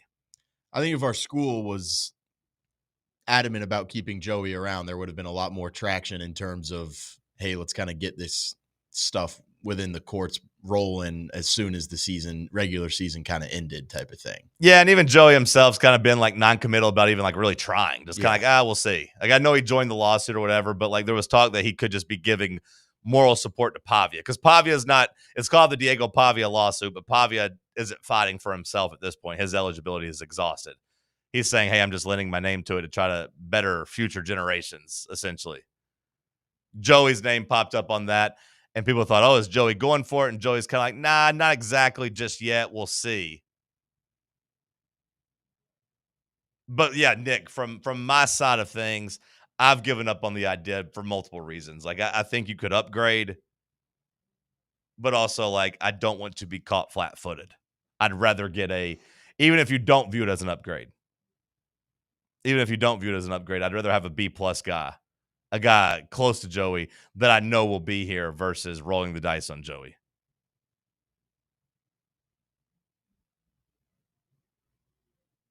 Michael says, get Sellers. I mean, that would be the big flex. I mean, he's going to be the biggest name in the portal, right? Like Arch ain't going to the portal. You know, I know that was kind of a thought 2 months ago, but like he rallied enough at Texas to where either he goes to the pros or he comes back at Texas and is beloved. Sellers feels like he's destined to be the biggest name in the portal. Maybe this Levitt kid if he goes. Okay, yeah, Sam Levitt. To me, Sellers is a bigger name than Levitt. Now, I also think a bigger talent, but Levitt would be a big one as well. But look, hey, if you are flinching at the idea of paying a quarterback $4 million, I don't think you want to get into the Lenore Sellers conversation. Because like I said earlier, to me, that's a $6, $7, $8 million conversation for a desperate team. I don't know where Tennessee would rank in terms of places that these one-year quarterbacks would want to go. It feels like Miami has a pretty good track record of being able to take these guys and be pretty successful. You know, it got Cam Ward the number 1 overall pick. It got Carson Beck at least back in the conversation of being a first-round pick. They won a bunch of games down there. I personally look and see, you know, with being an obvious biased Tennessee guy, but like the offensive line should be pretty good. The wide receivers should be pretty good. And your overall statistics should be pretty good. The rest is on you to be an NFL prospect. You know what I mean? Like we didn't turn Joey into one, but like, hey, that blame that on Big God for not making him bigger. Lenore Sellers, his body tells him he should be a top 5 pick. Come here and put up some stats to go along with it, brother. That would be my pitch. But yeah, like if you're blinking at $4 million, I don't think you want to go down the Sellers path. Would you lock in Sorsby right now, Sam? Yeah. Yeah? Yeah. Bubba, would you lock in Sorsby right now? Yeah.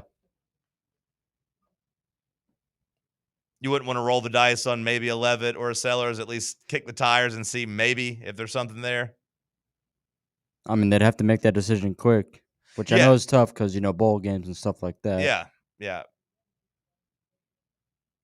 I'd pass on Levitt just because the eligibility doesn't exactly line up with like what you want to do down the line. He's only a sophomore. Yeah, he'd have to come here and ball out and go to the NFL. He'd have to be like, hey, it's a 1-year thing. But like Sellers, I just don't see us whipping it out to that extent to where you go out and get a Sellers. Would be something, though. That would be pretty cool. We think Golesh gets into these guys if they do enter the portal. I would hope so. Like, you know, not from a Tennessee perspective, because like we have Auburn on the schedule, but like, yeah, like that would be the one thing Hugh Freeze didn't do down at Auburn, right? Like, why'd Hugh Freeze fail? Well, because he couldn't find a quarterback or develop a quarterback or have good quarterback play. If you're Alex Golesh, you should try something different. Try to get good quarterback play. Whether that means you go out and pay big money in the portal for one, maybe you bring Brown from USF to you. I don't know. They got Deuce Knight. Yeah, I mean Deuce Knight. I mean, maybe is he going to be good enough to be the? I mean, he was like a very highly rated recruit last year, and they just didn't play him this year. Okay, so maybe he's already the answer. I don't know. Like I know he had some decent games down the stretch, but they didn't really win anything. But I'm not He only blaming. played like once. Yeah, I'm not blaming him for that. I hope he struggles against Tennessee. Yeah. Put me on Bubba's side there. I co-sign. I hope Alex Golesh struggles next year against Tennessee and Deuce Knight. That'd be great.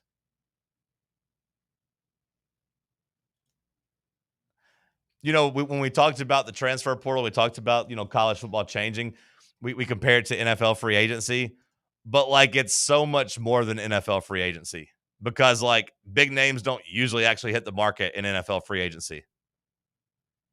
Every year in college football, you get some of the best players in the country in the portal. Like, just talking about Auburn, thinking about, is it Cam Coleman? Yeah, Coleman. I was going to call him Corey Coleman, but I was like, I know that's not right. That's the Baylor wide receiver. But yeah, he's going to be in the portal at some point. He's going to be a free agent. Whether or not he leaves Auburn, we'll see. But like, he is going to be someone that enters the portal and demands $3 or $4 million. Like, he's one of the best players in college football. He'll be on the move. Sorsby's not one of the best players in college football, but he will be on the move. Lenore Sellers is one of the bigger names. He'll be on the move. You don't usually get that. Like, Patrick Mahomes ain't never leaving the Chiefs until he's washed up. Very rarely does a top wide receiver hit the market. Like, This college football, it's crazy because you can like just reshape your team literally every year with some real big impact players. Let's just get trades in college football soon. It would have been nice. It would have been nice, and I don't know if it's trades or just like out on loan, we'll just straight up buy, but like it's the whole school thing. But like I would have loved to have been like week 2, week 3, and be like, actually, we really need defensive backs. Can somebody come here now and save us? I don't think we'll see that happen. I don't think we'll see that happen, but it would have been nice. We will give you $1 million school. Send us your cornerback right now. No, probably not. So you guys would lock in Sorsby. I think I would roll the dice. I think I'd roll the dice on trying to get somebody better. At least waiting to see. I'd at least do my due diligence on sellers. See if any other big-time quarterbacks enter the market. I think Sorsby's a solid B. That's kind of where I got him at. Maybe a B+. Maybe in this offense he'd be an A, though. Like the running threat is interesting to me. Because I think that's something that Joey didn't do enough of this year. I thought we should have taken advantage of his legs a little bit more. I'd like to see a dual threat back in this offense. Yeah, how many rushing yards did Hendon Hooker have in 22? Just off the top of my head, from looking it up in years past, I would say he had like 500. Maybe that's wrong, but like I feel like he had around 500. Because I think that Sorsby kid had like 580 this year. I don't want a guy running all the time, but like having the ability to is pretty important. Yeah, 430 in 22. Okay. So not quite 500. But had 615 in 21, so okay, about 500-ish. Yeah. You know, there could be a 5-star quarterback entering the transfer portal with ties to Tennessee. Nico could, I'd rather have Taven. Let's go to break. It's Talk Sports on Fan Run Radio. Can't get enough Fan Run Radio? Download the free Fan Run app and take the best Tennessee sports conversations with you wherever you go. Today, we raise a glass of Jameson Irish whiskey to the sport of football. Hear, hear! To Gaelic football, born in Ireland in 1885 in its thrilling blend of soccer, rugby and basketball. On a massive field, 15 players kick or hand pass a round ball to score points over a bar or into a net. No pads, no helmet, no sense. Hear, hear! To college football, which kicked off in 1869 when Rutgers beat Princeton 6-4 in the Battle of New Jersey. With 11 players and helmets and pads, teams battle on a 100-yard gridiron with explosive pass plays and hard-hitting tackles. Unless you're called for targeting. Hear, hear! Since 1780, Jameson Irish whiskey has been enjoyed by sports fans all around the globe. Whether your football is Gaelic, American, or even soccer, we can all agree on super smooth Jameson Irish whiskey. Hear, hear! Got a problem tree looming over your home? Call ECR Total Landscapes. Whether it's trimming, removal, or storm cleanup, our certified pros get the job done safely and efficiently. We're licensed, insured, and ready 24/7 for emergency calls. Big or small, we cut them all. ECR Total Landscapes. Call now for a free estimate, 865-384-2012, and mention promo code FANRUN for free stump grinding on any tree removal now through the end of the year. Also, visit us at ecrtotallandscapes.com. At Knoxville Insurance Group, they understand the challenges many consumers face when searching for insurance coverage. That's why whether it's for you, your family, or your business, they create a coverage plan specifically for your unique needs. Knoxville Insurance Group is an independent firm, which means they aren't beholden to just one insurance company. They search multiple companies, acting as your negotiator to find you the best possible policy and price. Start a quote in minutes at KnoxvilleInsuranceGroup.com or call them today at 865-694-9788. Your smile says it all, so make sure it's saying the right thing. At Knoxville Smiles, we believe healthy teeth mean happy lives. Whether it's a routine cleaning, whitening for that big event, or fixing a nagging toothache, our gentle team is here for you. With flexible hours, family-friendly care, and the latest technology, Knoxville Smiles makes every visit stress-free. Don't wait another day to love your smile. Call Knoxville Smiles today at 865-539-1776 or book online at knoxvillesmiles.com. Smile brighter with Knoxville Smiles.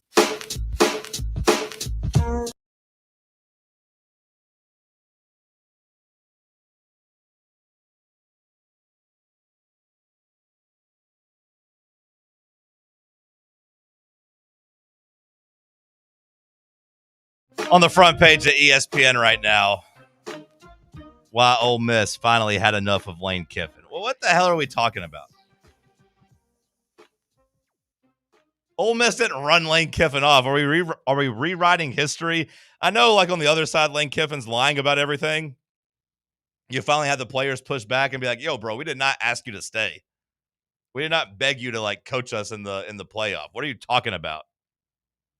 But now you have a big story, a self-inflicted wound. Why Ole Miss finally had enough of Lane Kiffin. What the hell are you talking about? They begged him to stay. They groveled. Write this story next year and maybe we'll believe you. But like we know the truth of what happened right now. You didn't run him off. Sam, did you have any takes on the college football playoff rankings? We didn't really get to it yesterday. Which, by the way, while we're talking on just a little bit about the subject, ESPN ought to be ashamed for what they've done to this upper ticker they have on the website. What is it? What's different? They've gotten rid of to where you could just easily scroll and go to men's college basketball. Oh, they just fixed it. As you were talking, you think? Well, I was looking at something, and now they put a new tab in there that said college sports, and then you had to click on college sports and then go to like men's. And then it's got like football, basketball, women's all under that. Like all of the college sports. I swear on everything it did yesterday. But now when I go there, it still says college sports in the middle, but now on the right it says at least NCAA men's basketball. But yesterday I was having to go there, then click men's basketball. But either way, I digress. Your thoughts on the playoff ranking? Honestly, about what I kind of expected it to be. I feel like we are, you saw James Madison in there at 25. I do think, you're opening the door for if you get a Duke ACC championship win that you're going to have 2 group of 5 teams in the playoff somehow, which is going to be really weird. And I think a lot of people are going to be very upset about that. And I think that would kind of be something that gets that 16-team playoff jump started pretty quick. It feels like, I mean, they told you BYU, like, hey, you got to win. BYU, you got to beat Texas Tech to get in. I'm actually rooting for BYU at this point. I want to see BYU beat Texas Tech and get their way in. I like what they did to keep their coach from going to Penn State, and I hate what the playoff bubble looks like this year. I have a problem with Texas being over Vanderbilt. I got a problem with Miami being behind Notre Dame. I think this year, if you told me Alabama got punished for losing the SEC championship, I would say, you know what? I'll allow it. I think it's fair. It's not going to happen. They're going to be in. But, like, hey, you lost to Florida State. If we're going to punish Vandy for Tennessee and Missouri not being good, we can't give Alabama credit for beating Missouri and Tennessee because all of a sudden that resume looks a little bit lighter for Alabama when you look around. And all of a sudden you take out Tennessee and Missouri off their ranked wins. Especially if Georgia avenges that loss this weekend. If Georgia came out and beat Alabama by 17 or so, I'd be like, you know what? That regular season win was kind of a fluke.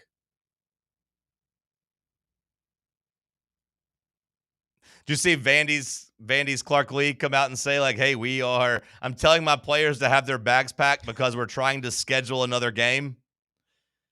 Is that possible? I don't see why it wouldn't be.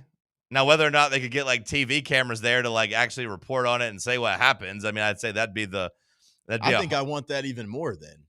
I think I want 2 fringe playoff teams unable to play on a TV network, and we just have to, like, read it on a website what happened. Like, I don't think it would ever actually happen, but like if you're Miami, like should you be doing that? If you're Miami, should you be like, you know what, Vanderbilt, let's go play. This is another quality win for one of us because Miami's kind of in a position where their resume is what it is. They are shut out. They cannot improve that resume. They can have teams ahead of them lose. But, like, of the teams ahead of them that can lose, like, none of them are going to drop out, correct? Yeah. Because, like, Notre Dame doesn't have a game. Oklahoma doesn't have a game. A&M doesn't have a game. Ole Miss doesn't have a game. So, like, Ohio State, Indiana ain't going nowhere. Georgia ain't going nowhere. We said Alabama ain't going nowhere. Do you think they could go anywhere? I mean, if you're saying that they don't have many great wins on that schedule outside of Georgia, and then you go lose to Georgia. Well, am I wrong in that? Like, who have they beaten besides? I guess Vandy. They beat Georgia and Vandy. If you're telling me Vandy ain't that good, then I don't know. Is that enough to overcome losing to a terrible Florida State team? You tell me. I don't know. But no, like I don't think they would ever consider dropping an SEC team out of the conference championship or out of the playoff for losing a conference championship. That feels like it would be wrong. I know I said that like this is a year that you could maybe justify it, but like even I would admit like that's not going to happen. So like if you are Miami and you are Vanderbilt and even Texas and you have nothing else on your schedule that can help you, why wouldn't you try to get out there and play? If you're Utah, why not say, hey, yeah, include us in this, please. Let's go play. 2 showcase games. Now, whether or not the committee would care about it. This has been my point for all along about a playing game. You want more? Yeah, so you wanted the expanded. Hey, it's a 14-team playoff. We'll let 2 teams try to play their way in. Or maybe that's what this would be is like, hey, it's 14, and I guess it'd only be 13, 14. Be funny if Vandy and Miami played and it was like a classic game. It's like, oh, that's cool, guys. Thanks. Neither one of you are still getting in, but good job. Proud of you. I mean, you had BYU and was it BYU and Coastal play that game like kind of at the drop of a hat during COVID? Didn't they get that like on the schedule like basically the week of the game? They both had a bye week and like games had gotten canceled, but they were trying to like play their way into. I feel like I want to say that maybe it had to get rescheduled because maybe one team like had too many COVID cases or something. Or I think they weren't originally supposed to play, but they got on each other's schedule because they had a game canceled and they were trying to like boost their resume, is how I remember it. And everyone's just like, don't ever let ADs tell you that it takes years to get something on the schedule again, because these 2 teams figured out logistics in like a week and played a pretty classic game. That was a pretty fun one.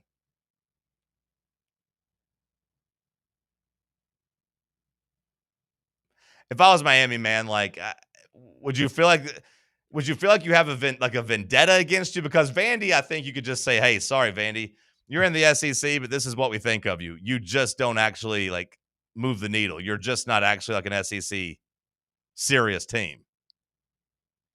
That's what I get into is that, like you talk about that, how Vandy's not like a serious team. And that's where I do kind of side with Clark Lee at some points. Cause I think some of his arguments have been like, man, if this was just another team, if you had another helmet or a logo slapped on this helmet and you've got Vanderbilt's resume, I think they're pining for them to be in. But I think he's saying that like Vanderbilt's not a big brand, so people don't really care about leaving them out. Well, I think that's 100% what it is. Like, I think you saw the backflips they tried to do last year, bending over, trying to get Alabama in, and even at 9-3. Like, yeah, like I think has Greg Sankey came out, there's been more people fighting for Texas over Vanderbilt, which, look, I understand Vandy, lost to Texas. If you want to say it's by 3 points or whatever, that's fine. But like, there's at least an argument to be made for Vandy. Like metrically, they do hold up to like, the eye test and like what their numbers say they do against teams. They do have 2 really quality losses. Maybe they don't have the wins. Okay, I guess because other teams fell apart. But like, again, it feels like you're giving Alabama a lot of credit for those same wins. What's tough is that it feels like they're picking and choosing between eye test of a team, resume of a team, and then just brand power of a team. Yep. And I think the Vandy brand doesn't matter. Obviously, it's not a big brand, but I think the Vandy story would be a compelling TV watch. That's what I was just about to say is like, I mean, I know that Notre Dame just gets a lot of eyeballs on the screen, but like, I think there's plenty of people out there that enjoy watching college football that clearly know the story that Vanderbilt's on this year and say, yeah, I'd like to see these guys play another football game instead of just Notre Dame going in there because they're going to go make a lot of money for the playoff.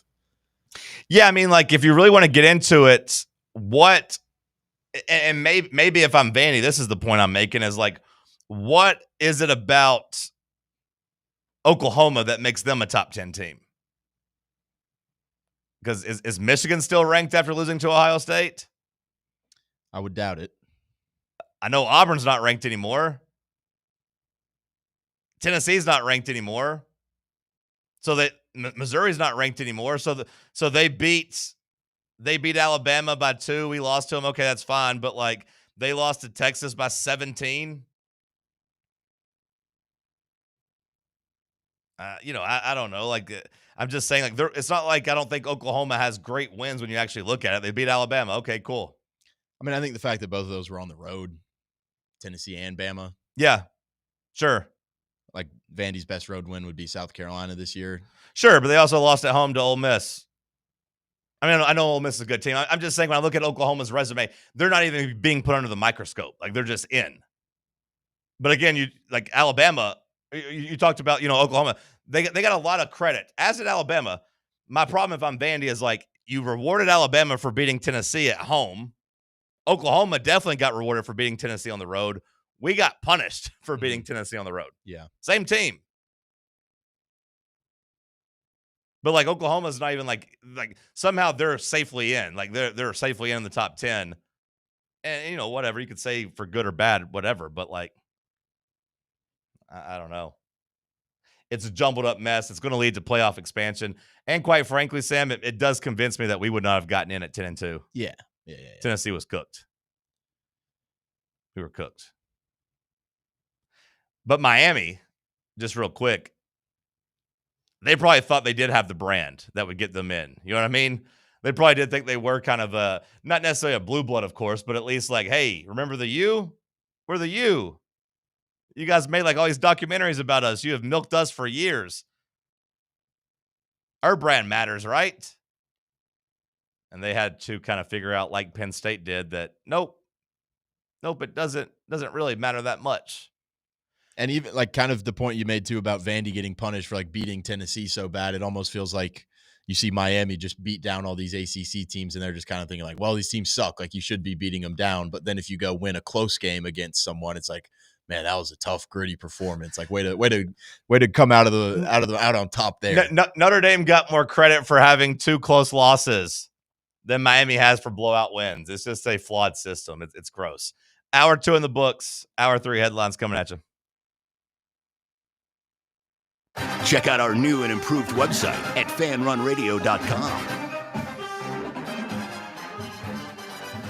Are you thinking of buying a home but don't know where to start? Well, call VFL Josh Travis, your local mortgage expert with Foundation Mortgage, based right here in Knoxville. Whether it's your first home or your forever home, he'll keep the process simple every step of the way. To get started, visit mortgagebrokerjosh.com or call 423-312-9777 today. Foundation Mortgage Company, LLC is an equal opportunity housing company. NMLS number 1387311. You're listening to FM 105.7 and AM 1340, WKGN Knoxville, and W289CU Knoxville, Fan Run Radio. Attention service members and veterans. Introducing the Griffin Law Firm, your trusted ally in military legal matters. From court martials to benefit claims, at Griffin Law, your mission is their mission. Here's VFL Marshall Griffin. As a veteran and retired military attorney, I've successfully defended lifelong benefits and helped preserve professional futures. So I know that when you hire a military justice lawyer, you maximize your chance to get relief. With my unique experience, I can advocate for you because there's no military matter that's too big or too small. Let us help you make these critical decisions that could affect the rest of your life. Remain silent. Request counsel. Call Griffin Law. For a free consultation, call 888-707-4282. That's 888-707-4282. Or just visit griffinlawdefense.com. Whether you are buying or selling a home, or even looking for some land to build on and start a family, be sure to give Reed Emerson with Better Homes and Gardens Real Estate Heritage Group a shout. He is a longtime listener and supporter of Fan Run and has been serving the Mid-State for many years. Reed prides himself on his hassle-free and honest approach, and that's because he's not just chasing another commission. He wants what is best for his clients. Give Reed Emerson a call or text him today to get the process started. His number is 931-492-0418, or you can find him online at bhgheritagegroup.com. Welcome to Axle Logistics, where excellence isn't just a goal, it's an energy. As a leading third-party logistics company, Axle is powered by an award-winning culture built on a work hard, play hard mentality. Here, the drive for success is contagious and hard work never goes unnoticed. Whether you're just starting out or looking to level up, Axle Logistics is the place to launch your career. Join us and take your ambition to the stars. To learn more, visit axlelogistics.com. Round 3. The world's greatest radio show. The world's greatest radio show in Tennessee. Power Rankings, Tuesday Trivia. John Reed and Cody going wild, no Olivia. Wood grain on my leather seats. I got the whole team eating like I'm Johnny Eats. Morning booming from 7 to 10, ayy. Talk sports while I'm chewing a Zen, ayy. Talk sports while I'm riding to work. All the ops take a ride in a hearse. East Knoxville. Morning booming from 7. Hour number 3 kicking off in the White Claw Hard Seltzer Studios. This batch of headlines brought to you by our friends over at Inward Half. Great gift idea. Buy a listener the gift of Inward Half. Buy a loved one. Buy yourself a comfortable hoodie, a nice polo, a good belt. If you're a golfer or you have a golfer in your life, they got a lot of stuff for them. Anybody in the family.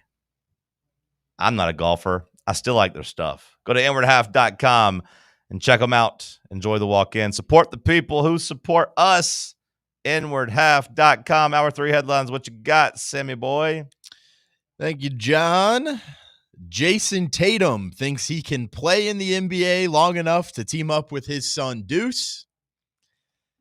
He turned 8. I'm 27. It's like, man, can I play 10 more years? I can easily do that. If it worked out, that would be cool. That would be cool, Jason Tatum, but you need to come back from an Achilles and play 10 more years, and your kid just needs to become an NBA athlete at some point too. Kind of feels far-fetched. I think 8's a little too early to call this. Like LeBron, I feel like could do it with Bronny and Bronny Jr. or whatever when they were like 15 or 14, whatever. It feels like this kid's still watching Paw Patrol. It feels like, yeah, we don't know if Deuce, I mean, I assume Deuce will be tall like his daddy. I mean, I assume like he'll have, you know, Deuce Tatum might be the next like Steph Curry, like, you know, a kid that grew up in the locker room going around that obviously has a bunch of money that could have shooting coaches and do all this, except maybe Deuce Tatum will be, unlike Steph Curry, he'll be like 6'7", 6'8". It's possible. Also, if you're Jason Tatum, this is just another thing of you trying to copy a legend, like you copy Kobe, you copy Garnett, now you're trying to copy LeBron. Like we just saw this happen, bro. It wouldn't even be that cool. LeBron already did it. Why is Jason Tatum talking about this, though, while he's not even playing? Like, how did this even come up? I'm assuming he was on some podcast or something. Yeah. Oh, he was on the that's a good name. The Morris brothers have a podcast called The Morris Code Show. Oh, that is a good name. I don't really like those guys, but that's a good name. Mm-hmm. What are they talking about? Nonsense. Too many people have a podcast. Pete Thamel just wrote, sources, number 14, Vanderbilt explored the possibility of playing an exempt 13th game this weekend. There was interest from the team, university officials, the athletic department, and coaching staff. Well, what's the report there, Pete? I would guess that they couldn't find another team that wants to go do that. Okay, too. in the next tweet he says, ultimately, the operational and legislative requirements along with last-minute scheduling could not support the game. Okay, so yeah, they couldn't get it done. He just put that out 3 minutes ago. Do you think Vandy will be a team that eventually is like claims this national title? I thought about that last night, that if they win their bowl game, I don't know if you can really get by with that in 2020s anymore, but I guess UCF did it not too long ago. So do you open up yourself to that ridicule though? If you're trying to say, hey, we are an actual serious team, do you go a route that UCF went? I don't think they have any shame in it. I think especially if Diego Pavia wins the Heisman and they're like, hey, we had the best player in the country all year. We won 10 games. We were told if you're a 10-win team in the SEC, you're a playoff team. That is what everyone said. It would be very frustrating to be Vandy. I saw, and I hate these accounts. They're pretty cringy, but the Barstool Vandy account, I give that whoever runs that account credit, because in July or August, they started calling their shot of here's the path to the playoff. Yeah. It's these are 5 games we have to win. These are 2 games we should win. They laid it all out, and it came to fruition. I thought it was ridiculous at the beginning of the season, but hey, credit to them. It all worked out, except the whole make the playoff part. It would be really frustrating to be hey, this is what we have to do. Included in that is beat LSU and beat Tennessee, 2 teams that you would think would carry some weight. And they didn't, and they did it, but it did not carry any weight. That would be maddening. That would be. I would, again, it's Vandy. I don't feel too bad for them, but it is maddening. It is really frustrating.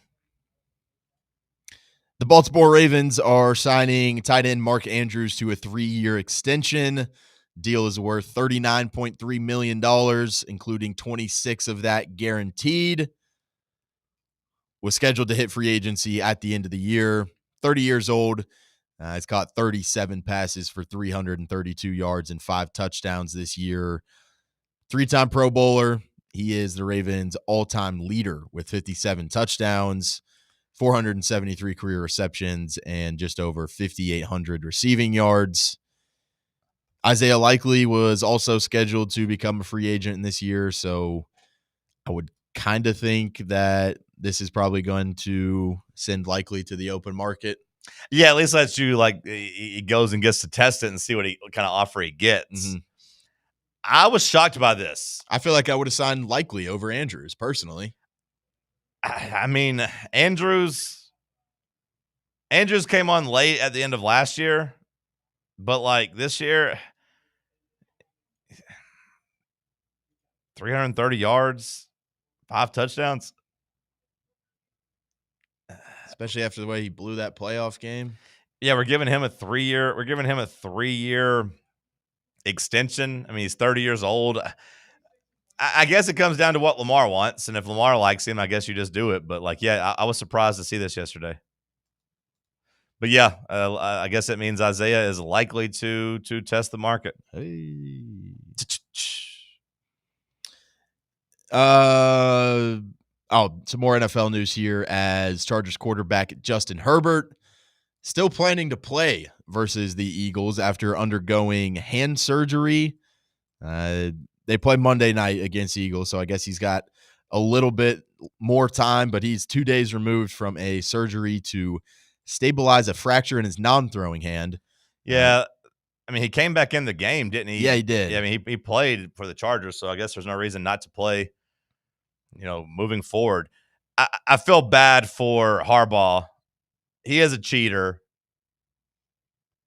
so maybe it's karma, but to lose both his starting tackles and now his quarterback's banged up, they were a pretty good team when healthy. Now they're just a mass unit trying to make it to the finish line. Their offensive line is just brutal, yeah. Yeah, I mean, they lost everybody. Yep. They should have had. I mean, they should have had the best tackle duo in the league with what they had and what they invested in it, and the 2 guys we already know they're good, but yeah, now they can't block and their quarterback's hurt. That's tough. His damn running back shot himself in the face with fireworks and then tore his Achilles. It's just been bad thing after bad thing. Who's got it better than us? Somebody. A lot of people, at least when it comes to the offensive line and injuries. Dodgers Manager Dave Roberts appeared on Amazon Prime's Good Sports with Kevin Hart and Keenan Thompson. That's a strange show. Wait. Good Sports with who? Kevin Hart and Keenan Thompson. Okay. Is it like on NBC or something? Prime, I guess. Okay. But he hey, good for Keenan Thompson. He went on that podcast and said that he was in favor of the MLB adopting a salary cap as well as a salary floor. Wait, who said this? Dave Roberts, the Dodgers manager. So you don't usually get too many people involved with baseball saying anything about a salary cap. And like, it's funny that Dave Roberts says it, while being a part of the Dodgers who are winning championships because they don't have it. But I feel like that's like typically frowned upon because, especially if you're a coach / manager saying you want a salary cap, that if I'm in that locker room / clubhouse, whatever the hell they call it, why does baseball have to be different? Manager, clubhouse. Clubhouse sounds way cooler. Yeah, it does. It does. But like if I'm in that clubhouse, that if my manager is saying that means he wants me to make less money. The quote was, you know what, I'm all right with that. I think the NBA has done a nice job of revenue sharing with the players and the owners. But if you're going to kind of suppress spending at the top, I think you need to raise the floor to make those bottom feeders spend money too. Well, that is true. So I think he's kind of on board with both. He's just saying like, so maybe he's saying, cap hey, us out, but the A's and the Marlins have got to spend money too. He's like, hey boys, like, yeah, it might sound like I'm saying you should make less money, but actually, if we make these other like 10 teams that spend $0, if we make them all of a sudden spend $300 million, everybody makes more money. But like with a salary cap, you pretty much, I would imagine, have to have like a max salary, and like baseball doesn't have that, right? Like you can make anything you want, anything that they're willing to pay you. Unlike the NBA, where it's like, hey, this is the max you can go. Sorry. Okay. Anything else?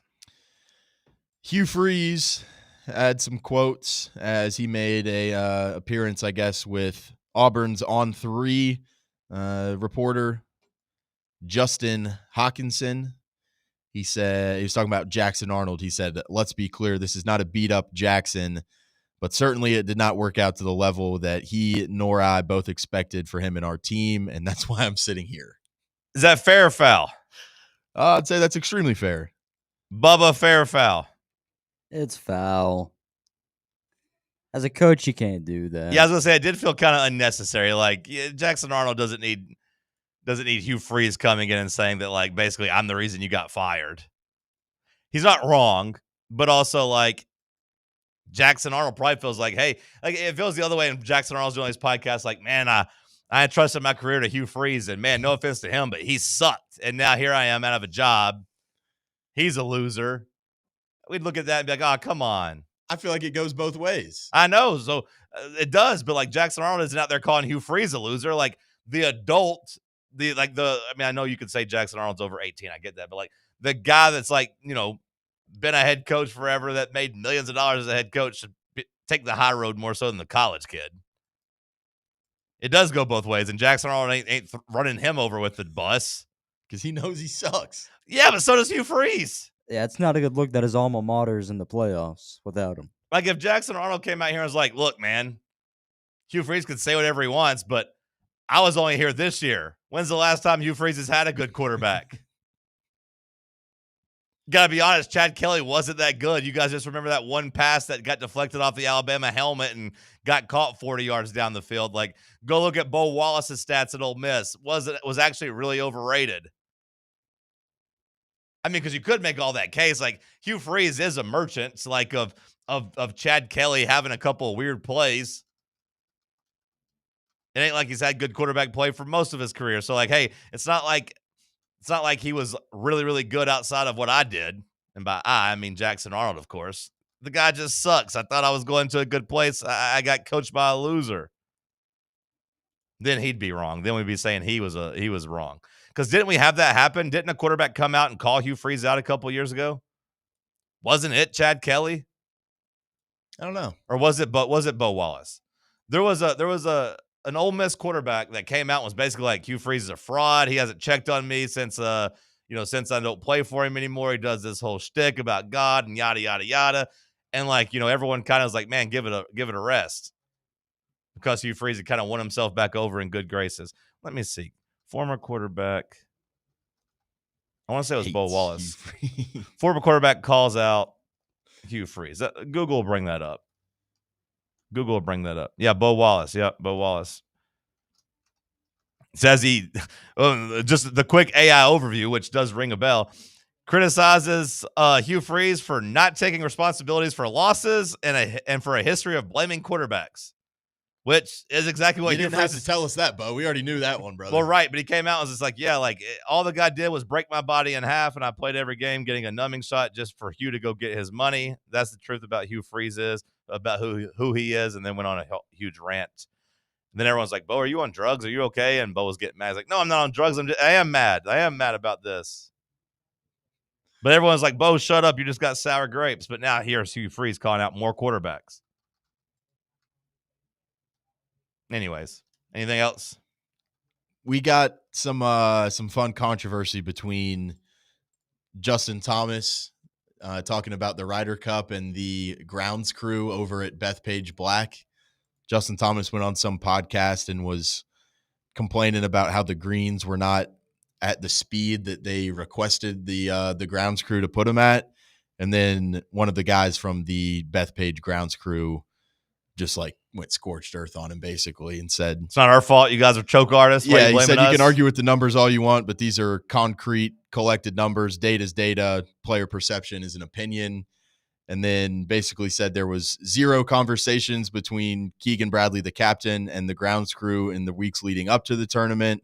He said we would have welcomed him with open arms any day or any time. We were there 24/7. Only spoke with him directly once weeks before the event.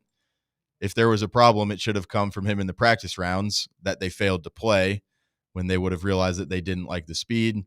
They still lost. They can't accept it 2 months later, and the excuses keep rolling.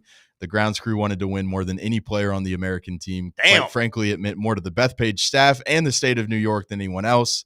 Damn. Learn to practice and compete as a team, or JT will continue to scrap together excuses in 2026. That's pretty good. Yeah. That's a good takedown. You know, that guy felt like was that on a podcast or like a statement? That was a statement from some like golf account where after he heard it from JT on a podcast. You know what? Good for that guy. Yeah. I saw that and I was like, hell yeah. Good Make for that him. guy our Ryder Cup captain next time. He said we wanted to win more than the players did. That's pretty damning. And I'm not even know, I don't even know if he's right or wrong about it, but like the fact that he said it is pretty crazy. I wonder what Justin Thomas says back to that. Yeah, I haven't looked up a response from JT. Because JT, you can't get back into it again. Right. I think you just got to let that one. Yep. You got to take the L there, brother. You can't get into a beef with this guy because you're going to lose public perception. And this guy's got nothing to lose. Mm-hmm. Especially if you only went out on the practice, you didn't go out on the practice round like you were supposed to. Yeah, that was the whole controversy, was that it was like raining the 2 days leading up to the start and that Europe was out there like all day, all afternoon practicing, and the U.S. never went out. Oh, so they didn't want to play in the rain. Yeah.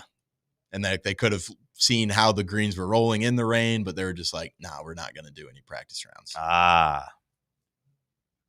So I assume the home course gets to dictate what the surface is. Correct. Yeah, and like throughout even the tournament, not even just leading up. So like, oh really? So like said, next day, like, hey, change this all together. Yeah, like day one when we got smoked, they could have said like, hey, make these greens way even faster if you can, type of thing, and like you could do that, or you could cut the rough down if you wanted, or something like that. But they am I wrong, or just I mean, like the Europeans were much better putters than us, right? During the tournament, yeah, way better.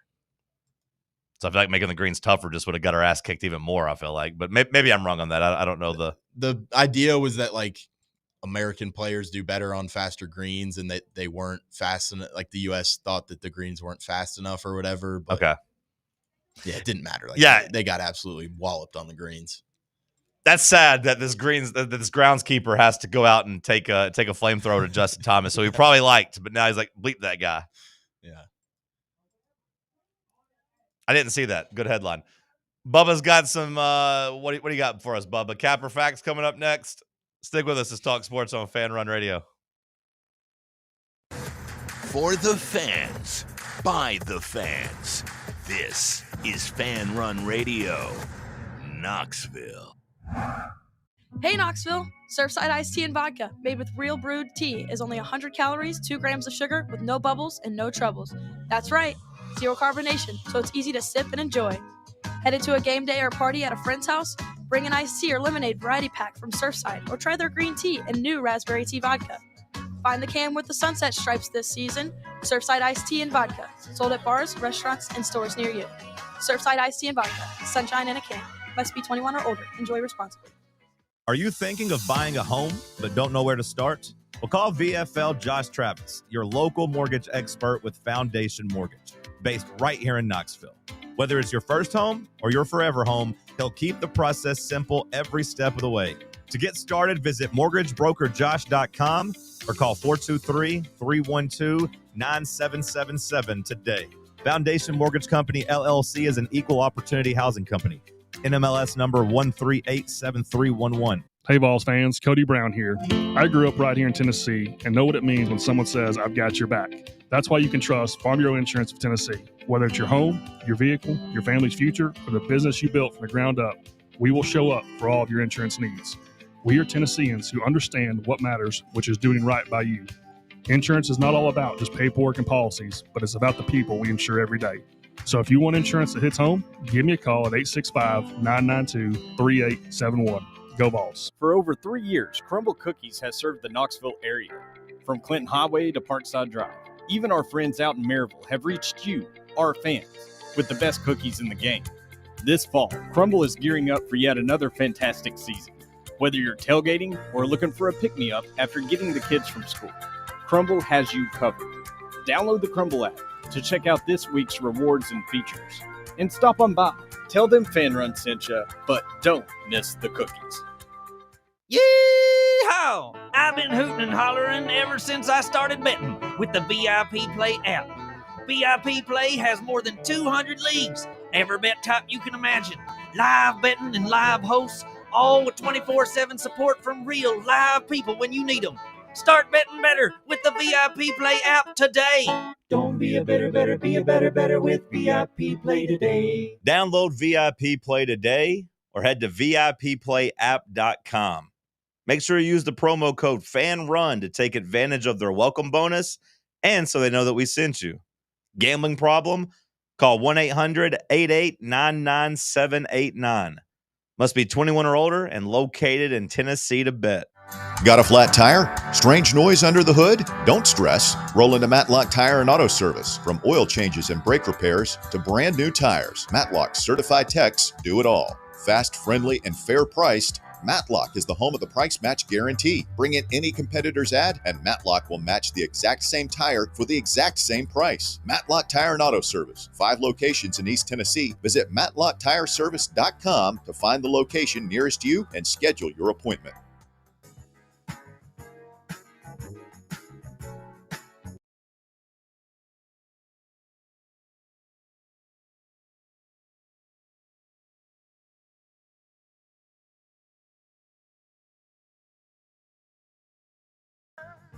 What a beautiful song. Stevie's awesome. Yeah, for all the glazing that Cody does for all these old singers, you'd think you'd appreciate something like Stevie Wonder a little bit more. He never talks about Stevie. Some soul. Yeah. Yeah. This is classic. Did you see that Tony Vitello just hired Ron Washington to come coach his infield? Nice. Hell yeah. Bob Nightingale, who I know is like a terrible take guy when it comes to Major League Baseball. Like, I don't even know if he's a good reporter. I feel like he's wrong about a lot of stuff. But I know he's laughably bad whenever he actually gives his opinion with his reporting. He said this could be the biggest free agent signing of the winter. Ron Washington coming to coach San Francisco's infield. But he is elite at that stuff, I will say. Yeah, and I mean, the Braves completely fell apart whenever he left. Yeah. Braves suck now. They can't hit, can't do anything. And that's straight facts, homie. Hit the music. Capper Facts coming up. Think I was kidding? Bubba's got it. He's ready to go. Let's play some Capper Facts. It's Thursday. Hit the music. It's ugly, like look at you, it's a damn shame. Just remember all caps when you spell the man name. I want the truth. You can't handle the the truth. Our country has failed us. Facts. I had one coach, and he used to say, "Put yourself in situations where you're not comfortable. Oh Play yeah, outside that's my of your favorite comfort saying. zone." That's my favorite saying. I watched the whole game. I seen the whole game. I was at home watching the game, and I said he was going to. Before the game even started, when I seen, I said he was probably going to score 70 tonight. I don't know what made me say that, and my friends was with me, and they was like, okay. So when he got to like 70, I was like, well, he might as well go for 80 now. I don't know what made me say that. When he's still on for 70, you went 80. What a great lie to say! Like before the game, you said he was going to score 70. That's literally one of my favorite clips ever. And then after, during the game, might as well go for 80. He just happened to get 81. What a fantastic lie! Oh yeah, that's one of my favorite sayings. Now I think that one, I'll defend LeBron on that one because I feel like the language barrier and the guy kind of stumbling around makes it seem like a lie. But I do think that LeBron does seem like the type of guy, the type of athlete. I think any good athlete or business person would agree with the idea of like you need to put yourself in positions where you're not comfortable, right? I just want someone to ask him like what his favorite sayings are at a press conference and like put him under the gun a little bit. Yeah. But I would imagine that is something that he heard one time. Like, oh, that's great. You got to be comfortable being uncomfortable. Yeah. Write that one down. That like the guy butchering it and like stumbling around it makes it be like, how could that ever possibly be your favorite statement? I think it was just the like LeBron being like, oh yeah. That is one of my favorite sayings. Tried to make him feel comfortable. You got to be comfortable being uncomfortable, Bubba. Let's play some Cap or Facts. Let's get you out of your comfort zone. Who would have thought this segment would come back? Not me, that's for sure. Kind of like Deshaun Watson. You are a lot like Deshaun Watson. I do not say. I do tell people that. That is very interesting. That's one of my favorite things. Like that's one of my favorite comparisons. Bubba as Deshaun Watson. I tell people all the time, like Halloween's already over with, man. He keeps his chest hair out. He likes to be massaged.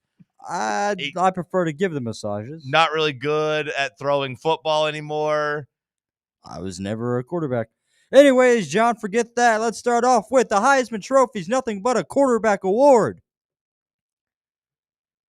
Well, we have to say that is Cap, because literally last year we had a guy that wasn't a quarterback win the award. Now, if you tell me that it's predominantly a quarterback award, of course. But like Travis Hunter didn't play quarterback. I was hoping we'd keep that like that streak going of every year that ends in 5 goes to a running back. I feel like they got announcer jinxed once they brought that up. Yeah. If you had to bet right now, Diego Pavia or winner of the Big Ten championship, who's going to win the Heisman? Because, of course, Sayan and Mendoza are the other two guys in the mix. Like, I think that the fact they get a showcase game, they're going to get the rub. But at the same time, the fact Vandy's getting screwed out of the playoffs might make people sympathetic and vote for Diego. Didn't they extend the Heisman voting this year towards conference championship weekend? Like I think they had to have their votes in by conference championship weekend in previous years, and now I think really? They let them play it out. I assume that they always got to vote through the championship weekend. I thought that was always the case because then they announced it the week after. Now, like maybe I was wrong on that, but like they're not changing when they're announcing the award or anything. Heisman voting changing deadline. Let's see what this Google search renders. No, it actually now tightens the race. Okay. Maybe that's what I was saying. But it says, okay, so the portal opens. Voting, maybe they opened it before where you got to vote before. Because I do feel like I remember in the past, Sam, people saying they'd already cast their vote before someone like goes crazy in a conference. Yeah, but now they're saying that you only have 48 hours. They open it up on Saturday and it's closed on Monday. Okay. Maybe that's what I was thinking of. So it compresses the schedule. So, I mean, I think that's ultimately a good thing because I always got so mad as a kid when I'd hear somebody say they already cast their vote before all the games are played. You got to get all the data. It's a good question. I don't know. Like, I do feel like whoever goes and just, if it is just like a grind of a game though, and it's maybe just kind of a defensive battle and there's not a whole lot of. And that's very possible that it game-making is. plays, Yeah. I do feel like Pavi's going to go win it, but It could be very low scoring. I think I'm still going to go with Mendoza maybe. You're going with Mendoza. Bubba, you going with winner of Big Ten championship or Diego Pavia? Winner of Big Ten championship. My gut tells me Pavia, though.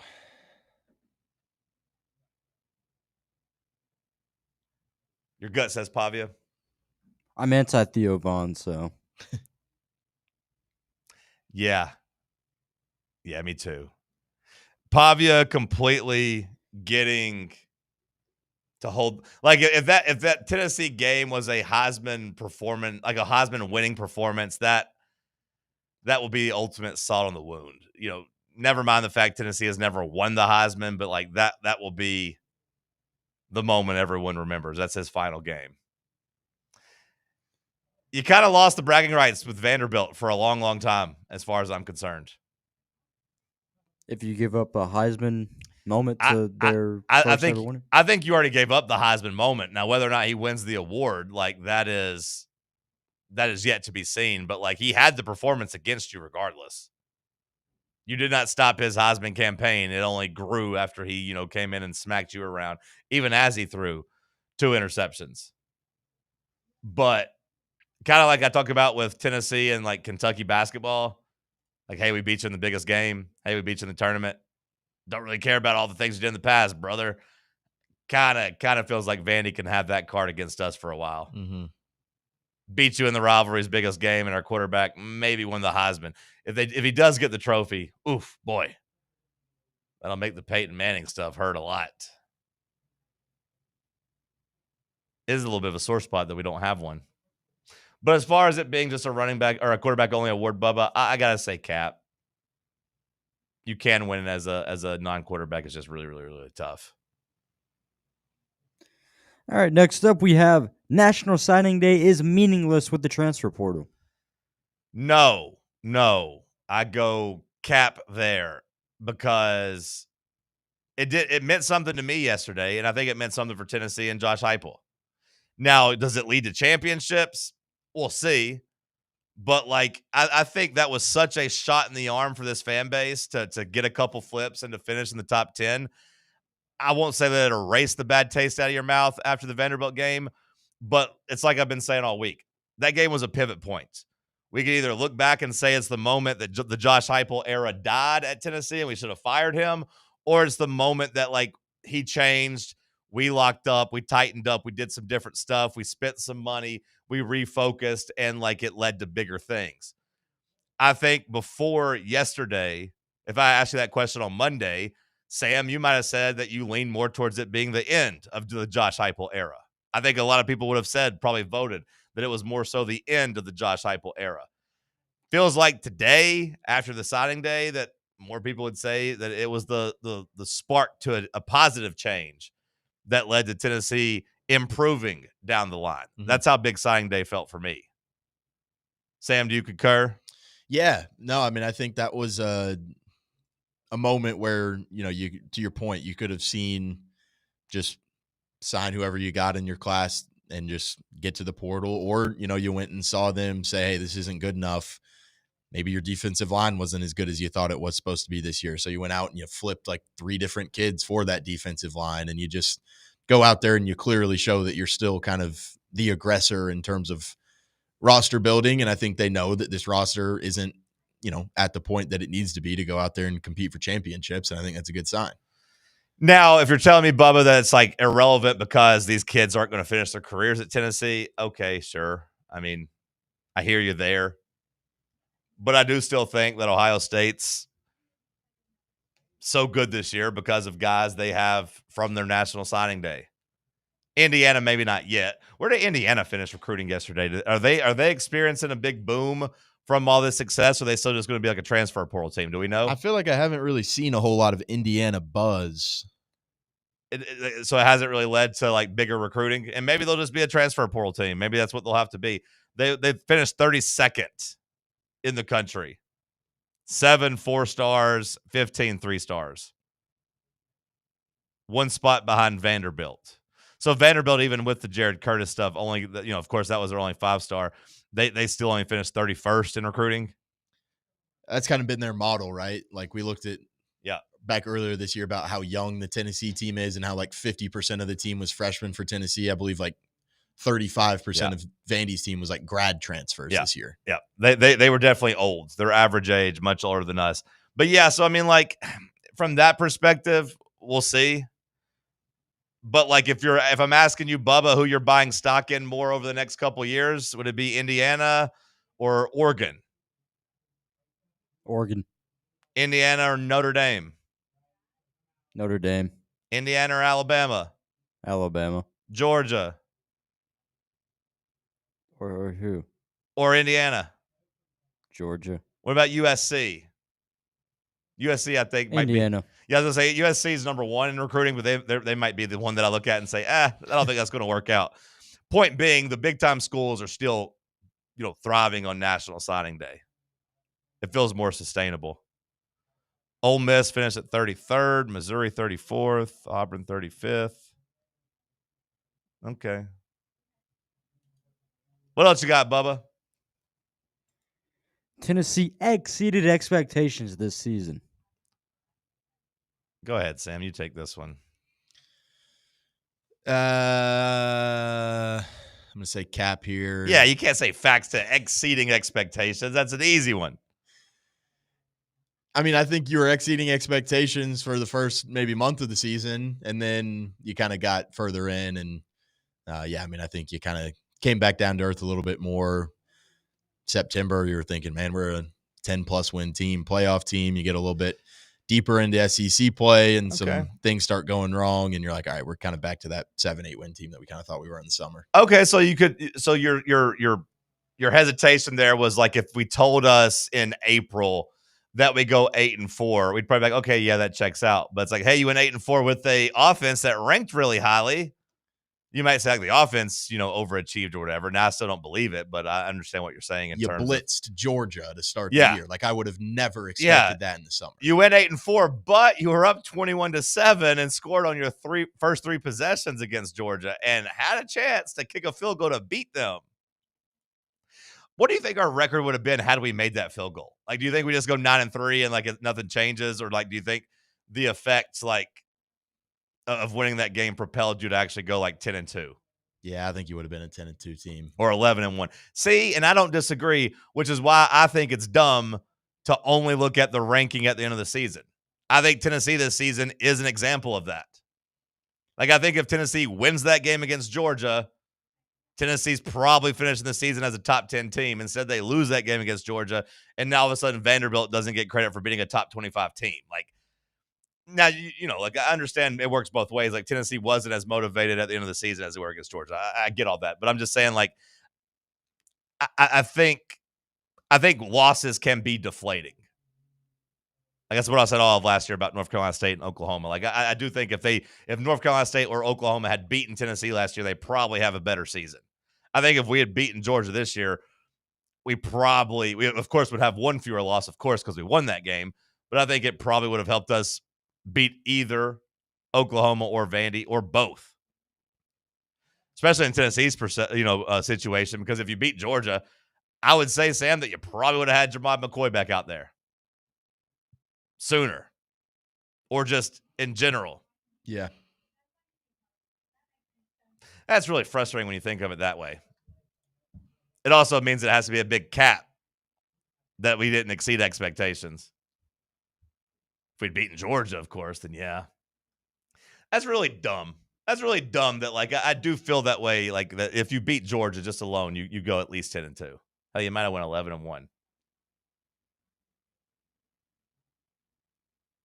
That's why I was so sad that week after that game. Damn. I got sad just thinking about it again. Mm-hmm. Just make it. I put that video out, Sam. I told you the 5 things that fix Tennessee football and how it was like 90% of people being like, wow, spot on. This is a great take. This guy's so handsome and smart. But like the people that did disagree is like, man, you really got to get a kicker in there. Like everyone is still so mad at Max Gilbert. Like, need a kicker, buy a kicker. I get that if like we had lost the Georgia game like at the end of the year, but like people are still mad about something that happened in the middle of September. Wasn't like Gilbert cost you any games after that. I mean, maybe I guess you could say like him missing against Oklahoma kind of changed the trajectory of that game. Okay, maybe. It was like kicker. Well, I mean, like you wouldn't have had to go to overtime with Mississippi State if you go make a kick there, right? Did we even kick it again? We didn't even try against Mississippi State, did we? Did he miss against Mississippi State? I feel like he missed one, right? I mean, maybe early in the game, but not late in the game by any means, did he? At the end of the first half, we didn't even go for it. At the end of regulation, we took our foot off the gas and didn't even get in field goal range, and we threw that terrible Hail Mary that fell like 6 yards short.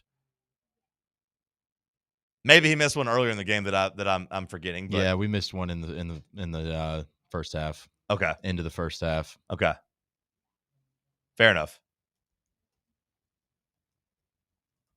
What else you got, Bubba?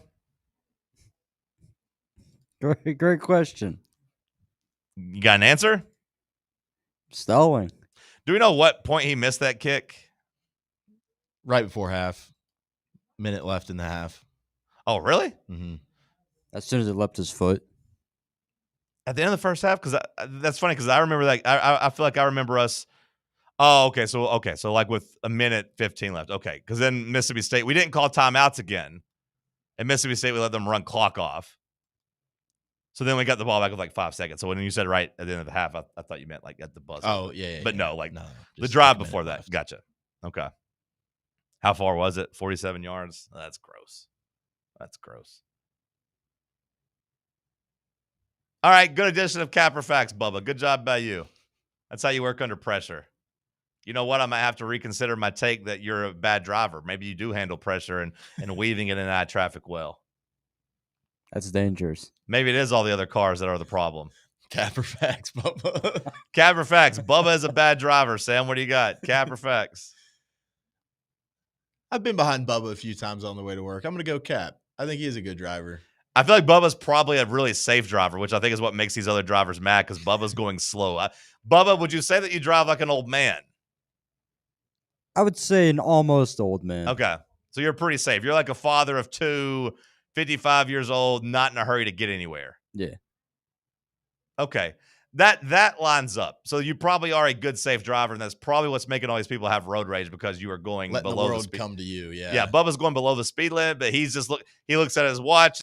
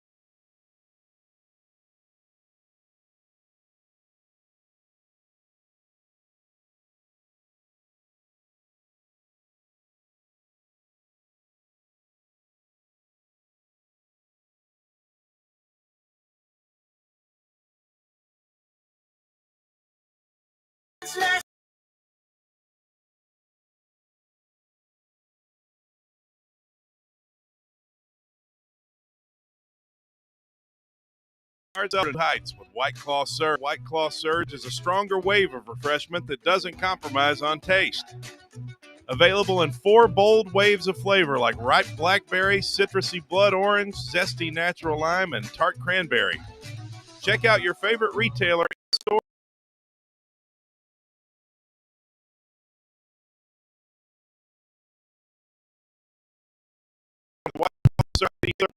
Welcome to Axle Logistics. Once isn't just a goal, it's an energy. As a leading third-party logistics company, Axle is powered by an award-winning culture built on a work hard, play hard mentality. Here, the drive for success is contagious and hard work never goes unnoticed. Whether you're just starting out or looking to level up, Axle Logistics is the place to launch your career. Join us and take your ambition to the stars. To learn more, visit axlelogistics.com. Got a problem tree looming over your home? Call ECR Total Landscapes. Whether it's trimming, removal, or storm cleanup, our certified pros get the job done safely and efficiently. We're licensed, insured, and ready 24/7 for emergency calls. Big or small, we cut them all. ECR Total Landscapes. Call now for a free estimate, 865-384-2012, and mention promo code FANRUN for free stump grinding on any tree removal now through the end of the year. Also, visit us at ecrtotallandscapes.com. Attention service members and veterans. Introducing the Griffin Law Firm, your trusted ally in military legal matters. From court-martials to benefit claims, at Griffin Law, your mission is their mission. Here's VFL Marshall Griffin. As a veteran and retired military attorney, I've successfully defended lifelong benefits and helped preserve professional futures. So I know that when you hire a military justice lawyer, you maximize your chance to get relief. With my unique experience, I can advocate for you because there's no military matter that's too big or too small. Let us help you make these critical decisions that could affect the rest of your life. Remain silent. Request counsel. Call Griffin Law. For a free consultation, call 888-707-4282. That's 888-707-4282. Or just visit griffinlawdefense.com. Timeless traditions start with the ones we love and what we bring home for the season. Bring Inward Half home this holiday. Comfort and performance, made for the journeys you take and the memories you make. For quiet moments or the days you'll remember forever. From performance polos to cozy hoodies, modern apparel for men, women, and kids, there's something for everyone. This holiday, make tradition comfortable. Make it memorable. Make it Inward Half. Dick's House of Sport at Westtown Mall is a destination devoted to sport, and it's your destination for exclusive events and experiences. Come visit a store like no other. Check out our 40-foot rock wall, golf performance center, Hit Track's batting cage, and outdoor turf field. You can now rent our space for private events and birthday parties. Learn more about our events and exclusive product launches on Facebook and Instagram at Dick's House of Sport KNX. Dick's House of Sport, proud partner of Tennessee Athletics.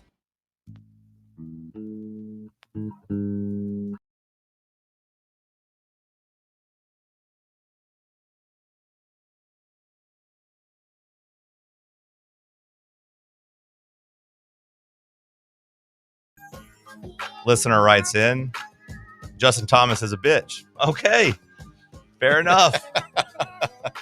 Fair enough. It does feel like a bad move for Justin Thomas. When did Justin Thomas call out the groundskeepers? As I looked into it was like earlier this week. I think like Monday or something. Okay, so I was going to say, if he said it after the tournament, whatever, emotions are high, but like this is to be months ago. Yeah, way too long. Yeah. You can't still be holding that and blaming other people now. Some real Hugh Freeze coming out of Justin Thomas here. Not going to blame the groundskeepers, but I mean, like the course was really bad. It's not like you didn't play on the same exact course that the other team did either. So I guess kind of weak anyways. Mm-hmm. Last call here on this Thursday edition. Bubba, did we miss anything?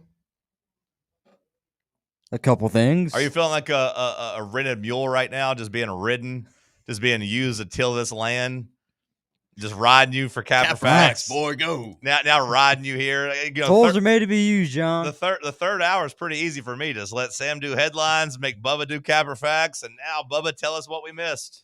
We have Terrence Crawford going off on the WBC, the World Boxing Committee.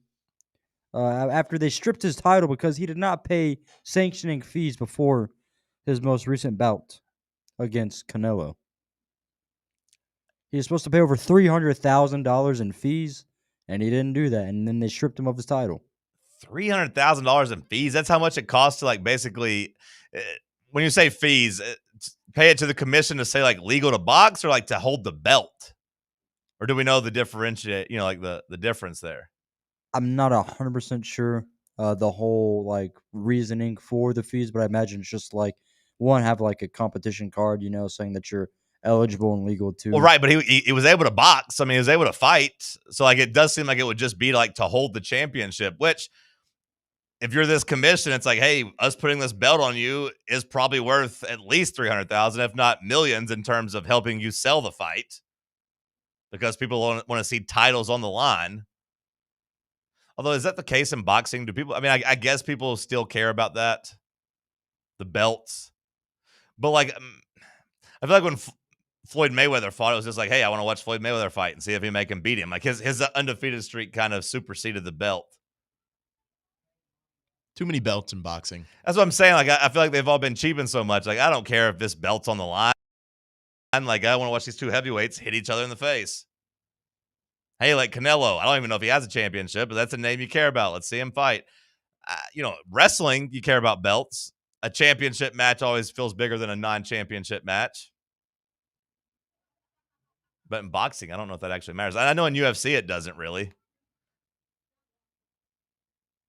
I don't think there has to be a belt on the line to get me to care about those. Hey, just punch each other in the face. $300,000 is crazy, though. They're also including another fight as well, so I don't know if he didn't pay and it just adds up over time. Yeah, maybe. I don't know. I don't know what the rules are. Did you see Odell Beckham Jr. yesterday? He's gone viral, crying about how he's broke now.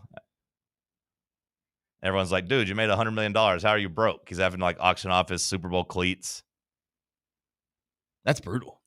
Well, it's even sad. If I'm him, I don't even know if I'd want those cleats because like he tore his ACL like one drive into the game. It's not like it was like notable. Yeah. But I mean, at least it was a Super Bowl. You did win a championship, but hey, time to auction them off. He probably thought, he was going to have a career, a long career. Did make a bunch of money. Maybe he thought he'd cross over and be a celebrity, and I guess he realized people don't really care about him that way. What else you got, Bubba? Lady Vols with a big win over Stanford. All right, good. Because I went to sleep, or I quit checking on it after the first quarter. They were losing just by a couple points at the end of the first quarter. So they ended up winning. What was the score? 2-point win, I believe. Like 2-point win? 60-something to... I think it was 65-62. Okay, so that's 3 points, Sam, not 2. I just knew it was a close game. So the scoring, obviously not there for the Lady Vols this year. Huh? We turned them over 30 times. So the defense played better. Okay. I want to say the Lady Vols were favored by like 7 points in that game. So like it was, I guess Stanford not as good as they used to be, obviously. But yeah, we shot 5 of 26 from 3. We don't have the perimeter play. We don't have any shooting. Not here to tell Kim Caldwell how to do her job and like how to run her system, but it does feel like you need better shooting to make that system work. Doesn't feel like Tennessee has any shooting. Doesn't feel like this is going to be the year that Lady Vol brand gets restored nationally. That doesn't feel like this is a special year on the way. Good for them to get the win, though. Better than losing. Better than the alternative. All right, Sam, tonight, Cowboys, Lions. Who you got? Let's go with the Cowboys. How about them Cowboys? Bubba, who you got? Javonte Williams, 2+ touchdowns. 2+ touchdowns for Javonte Williams. Incentive season. Bubba and I were talking about this. Incentive season? There's still like 6 games left in the season, ain't there? Never too early to start thinking about your financial future. Well, amen to that, brother. Somebody should have told Odell Beckham Jr. Should have asked for some more incentives in those contracts. Is Amon Ross still questionable, if not completely out? He was questionable yesterday on the update I saw. 5 games left, I guess, for these teams. Not 6, but either way. Okay. 2 touchdowns for Javonte Williams. All right. Just no George Pickens tonight. You just don't need George Pickens to do anything special. George Pickens touchdown. Yeah, take him for 100 yards and a touchdown. I'm feeling like 130 and a touchdown. And it sucks because I've been enjoying him the last month or so. Now I got to root against him. Now he's my op. For 2 weeks? Yep. Yep, for 2 weeks. Go to hell, George Pickens. Let's go, CD. That'll do it for us. The Tony Basilio Show coming up next. Good job by you boys. We'll do it again tomorrow.